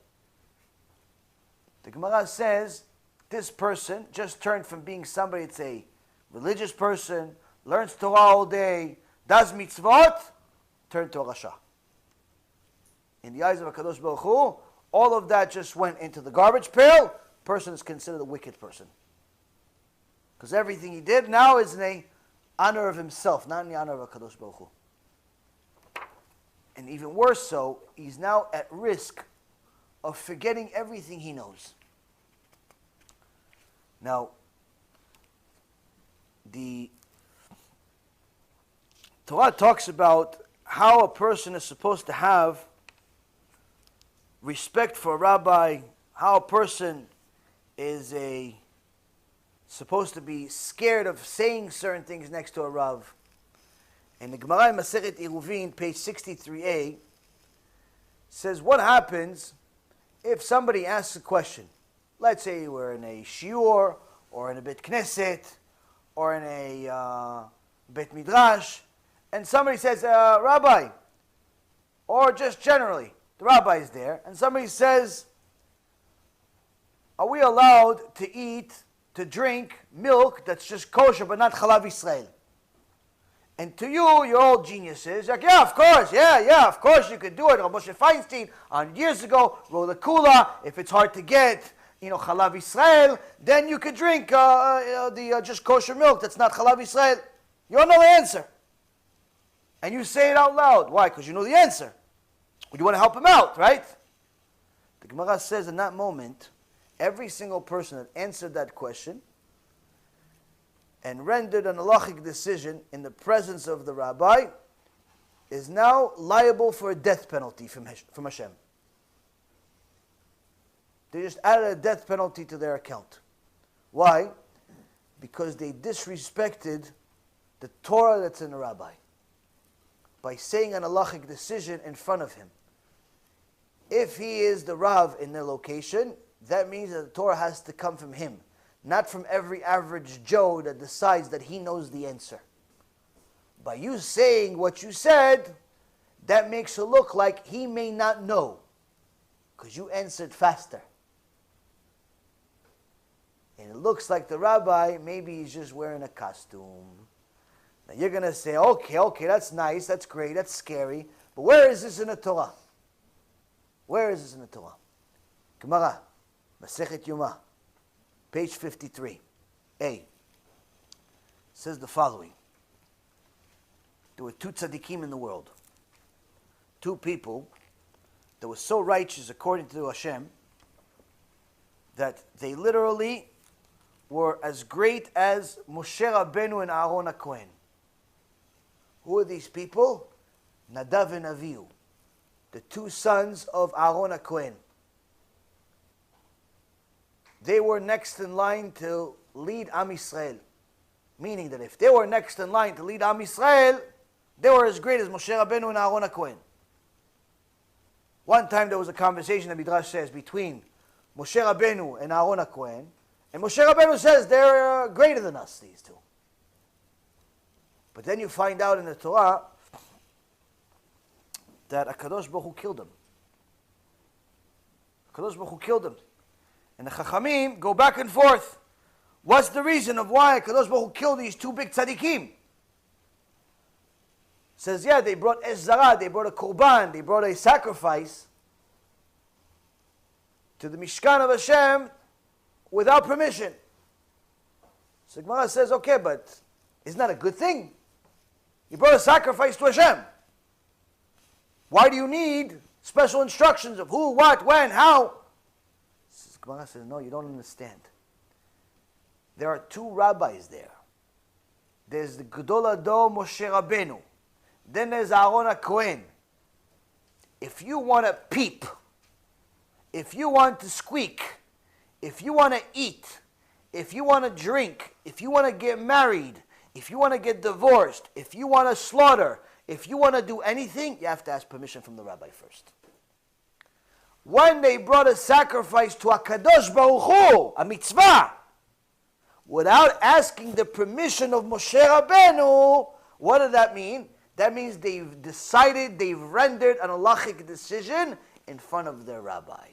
HaKadosh Baruch Hu says, you just dishonored Moshe Rabbeinu, you dishonored the Torah, you made it seem as if you know more than Moshe Rabbeinu, death penalty. All your tzaddikut, all your righteousness, all that stuff, doesn't mean anything.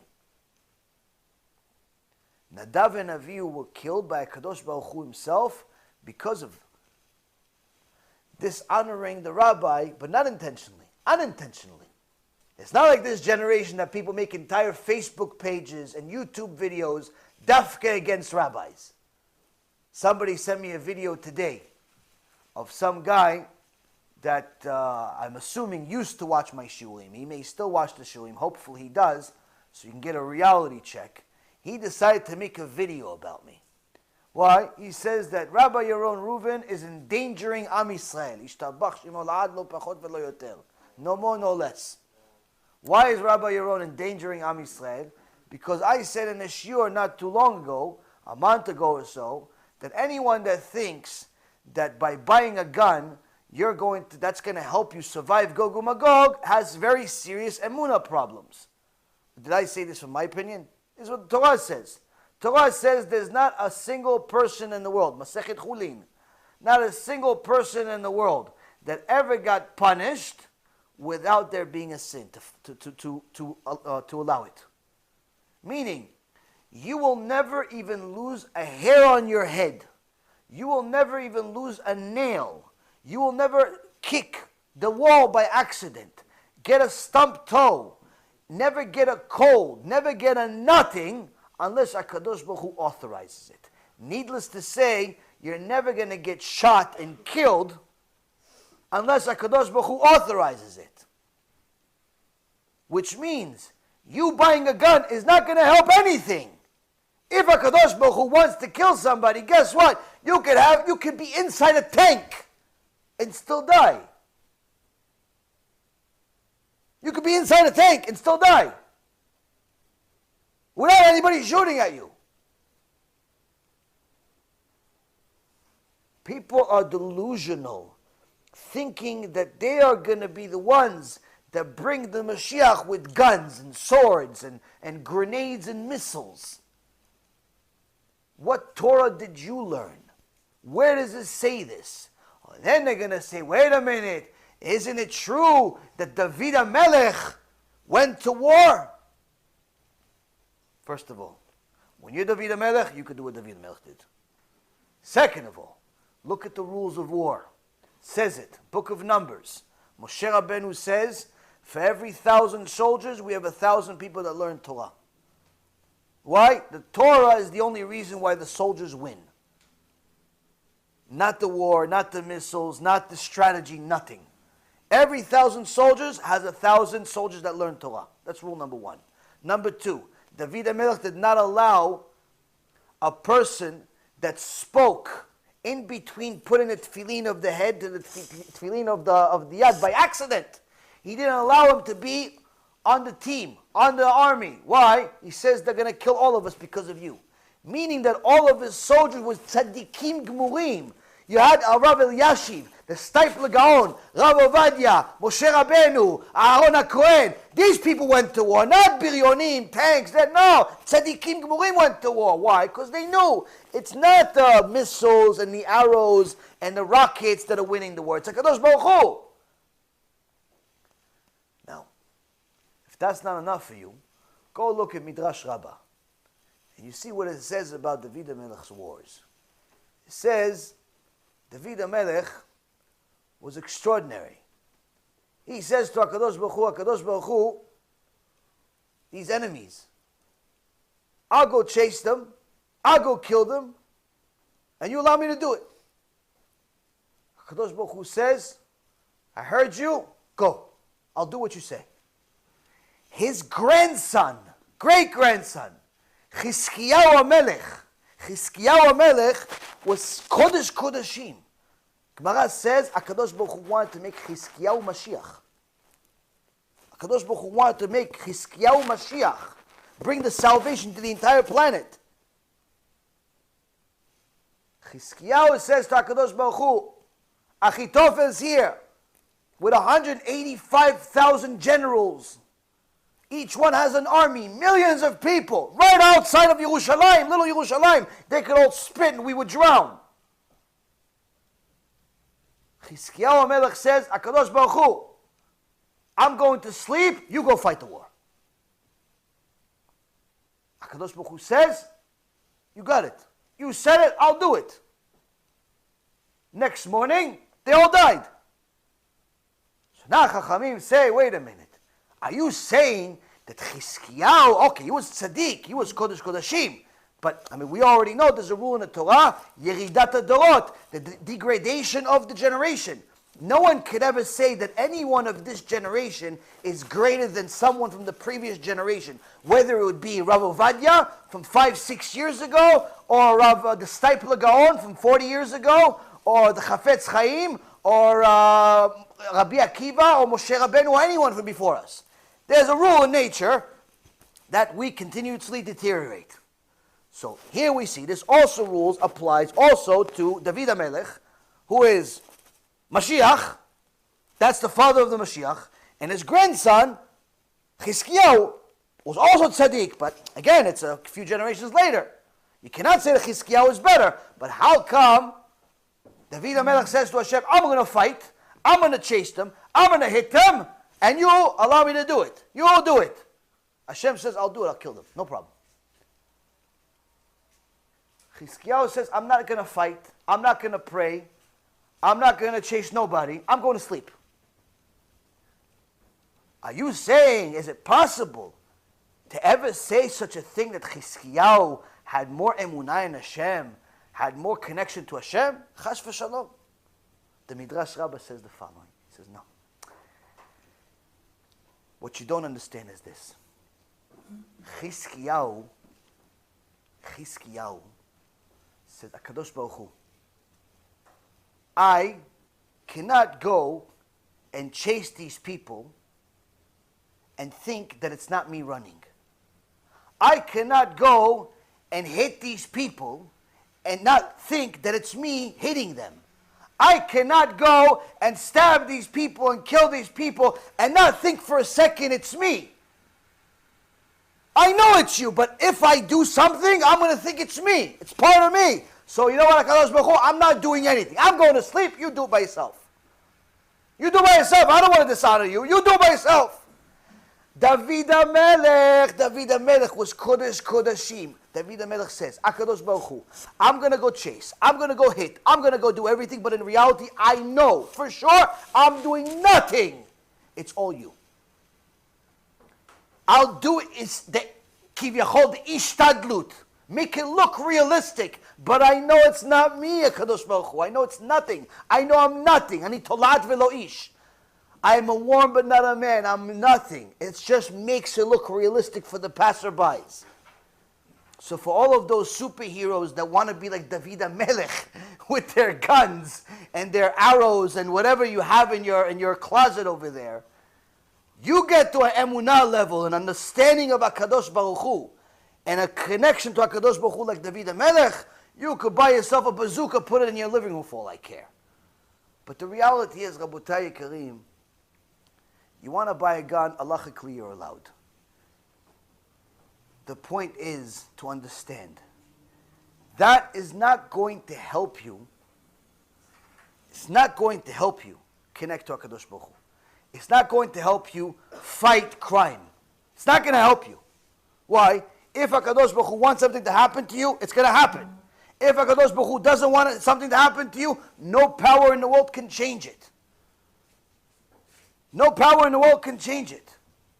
If you're glued to Hashem, no power in the world can change it. Now, this is what Torah says. You want to say otherwise, that means you have a different Torah. Now, sometimes it's hard to accept what Torah says. Why? Because it's against logic. It's against logic. Why? Because you're putting yourself in places you don't belong. You're like, yeah, but the cops have guns. Yeah, but that's their job. You're not a cop. Yeah, but the army, what, you're just saying we shouldn't have an army? No, that's not what I said, but you're not a soldier. You're a shoe salesman.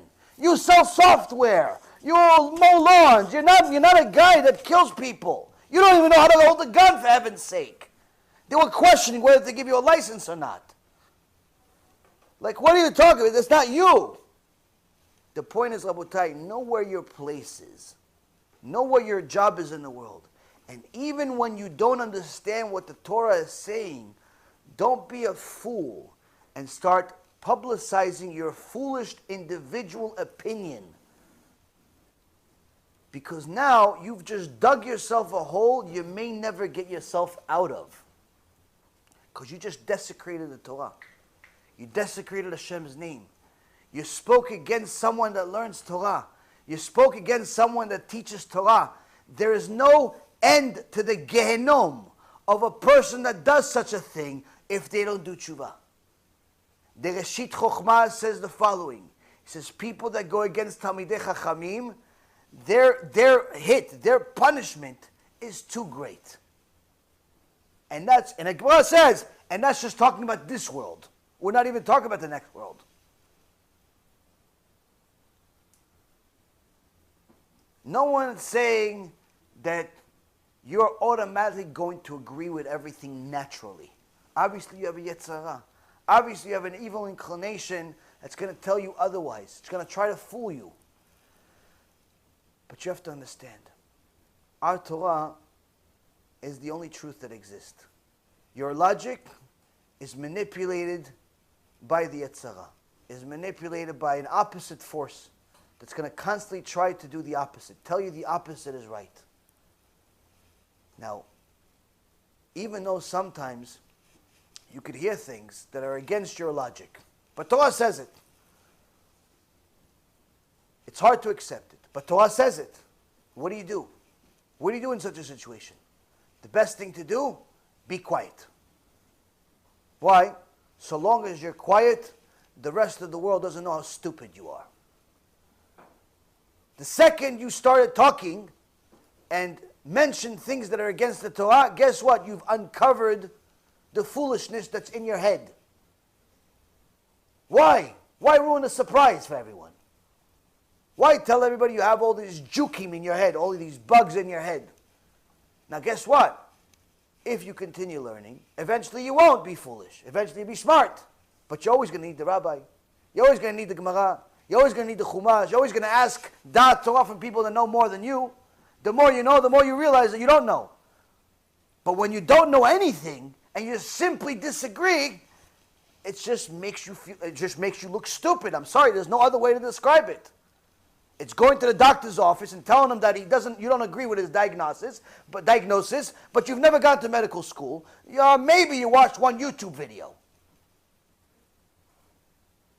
And you think you know diagnosis. So it's ridiculous that people literally just take their own olam haba and just throw it in the garbage. Why? For a little ego. And every other week now, there's some new superhero that makes a video about me or other people. Baruch Hashem, they're very good about me. They're doing it on a regular basis. Each week, you put my name up and on the internet, you're going to find something new. Why? They're trying to become stars. They think this is like their ticket to stardom. It's a ticket for sure, but it's just not to stardom though. Why? I'm not mentioning my own opinion, Ribono Shel Olam. I'm not mentioning my own opinion. I give you Gemarot, I give you page numbers. I give you halachot, I give you the every single source. If I didn't mention it, ask, I'll give you the source. You still want to disagree with it, then there's nothing to talk about. But that's the thing, Rabotai. It's important to know. HaKadosh Baruch Hu is not our friend, He's our God.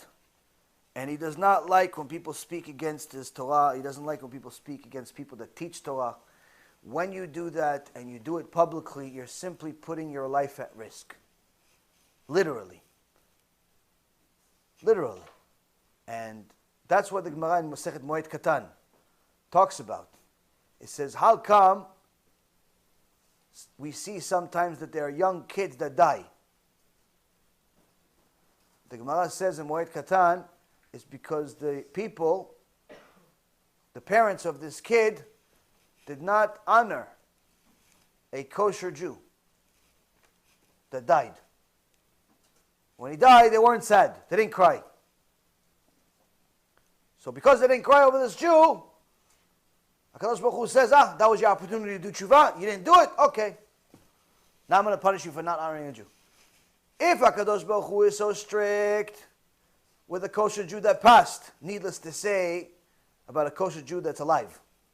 A kosher Jew is teaching Torah. It's important to know that sometimes the Torah is going to take us to a place that we've never seen before. Many times it does it. Instead of fighting it, instead of going to war with it, go find some proofs for your point. See, maybe you do have a valid point. But not because it's your opinion, but because the Torah also says what you said. Don't just decide that your opinion is the Torah. Or just because you heard it in a lecture from somebody 40 years ago, then that's the Torah. Do you really remember everything that was said to you 40 years ago? If I ask you, what did you do this morning for breakfast? 9 out of 10 people are not going to remember. If I asked you, what was the conversation you had on Tuesday afternoon, last week? You're not going to remember. So how are you so sure about what you heard in a lecture 30, 40 years ago? Maybe you didn't hear so right. Maybe the speaker didn't speak so well. The point being, Rabotai, don't be so sure to just go against and fight and rebuke for no reason. You're just, mamash, you're making your own lives into just hell. And it's sad, because really the whole purpose of the shiurim is to help you, not to get people to hurt themselves. But every other day there's a superhero that's pretty much trying to jump off the bridge, says, no, I'm going to survive. 5,000 people died before him, and I'm going to be the one that survives. Ribono shel olam, I mean, you didn't see the other people's dead bodies already. Enough. So, the Ramban writes us a very, very special letter. He tells us, listen, you want to speak to people, you have to speak to people in different tones, different levels, different languages. Think before you speak. Even more so when you speak to the opposite gender. Even more so when you speak to someone that you're not married to. Even more so when you're speaking to a student. Even more so when you're speaking to a rabbi. Even more so when you're speaking to HaKadosh Baruch Hu during your prayer. Contemplate every word that comes out of your mouth. Contemplate how it comes out. Contemplate why it should come out. Think about it, is it really worth to say it? And I bet you this, the more you know Torah, the less you're going to speak. The less you're going to speak. Why? Because the more you learn Torah, the more you realize that more times than not, what you're about to say is meaningless. There's just simply less junk for you to talk about. If you have a lot of junk to talk about sports, stock market, I don't know, all this stuff that people like to talk about, that means there's very, very little Torah, if anything at all. One of the worst signs that a Jew could say about himself is like, oh yeah, I like sports. That means there's almost no Torah in you. Why? Because liking sports means that you follow it. You follow it, you know how much people, they hit and they point and they throw and whatever. You know all these statistics. You know how much money they make. You know where they vacation. Yeah, because sports doesn't just come with you just watching a bunch of people throw a ball or kick a ball. Sports comes with like the whole enterprise. It comes with that whole addiction. You go to the game, you make it game day, you have friends over, you play, you buy the jerseys, you follow the statistics, you watch what the news about it is, you know what everybody's opinion is, you know what's going to happen next year, you know who the coach is, you know who the owner is, you know what the budget is, and all this junk comes along with it, which means that there's less and less room for the Torah. There's less and less room for the Torah. So you're saying, oh yeah, I like sports. Okay, that means that pretty much you're leaving virtually no room for the Torah. And the same thing goes with a lot of other things. So now, to change that takes time. To abandon things that you think are good and that you like takes time. So, of course, everyone needs to do it tomorrow to change. But the reality is that probably not. So the one thing that the Rambam is trying to tell us is this. You may not be able to change your addiction to sports or money or whatever other non-kosher thing that you're doing is. You may not be able to abandon it tomorrow. But there's one thing that you can do starting tomorrow. From now on, know your place. When you're talking to your wife, know who you're talking to. When you're talking to your husband, know who you're talking to. You're talking to the opposite sex, know who you're talking to. Talking to your boss, know who you're talking to. When you're talking to a rabbi, know who you're talking to. If he's a wicked rabbi or a righteous rabbi, know who you're talking to. Why? Because that means that you have to adjust. You have to adjust yourself based on who you're talking to. If he's a student, know that he's a student. If he's a teacher, know he's a teacher. You have to adjust. If you adjust for people, you'll adjust for Hashem. And eventually you'll avoid and abandon all of these bad habits. Be'ezrat Hashem, this helps us abandon some of our own bad habits, helps us avoid some of our own bad character traits, get closer to HaKadosh Baruch Hu, get closer to the Torah, Be'ezrat Hashem, and get Klal Yisrael to come along as well. Baruch Adonai Le'olam, Amen ve'amen.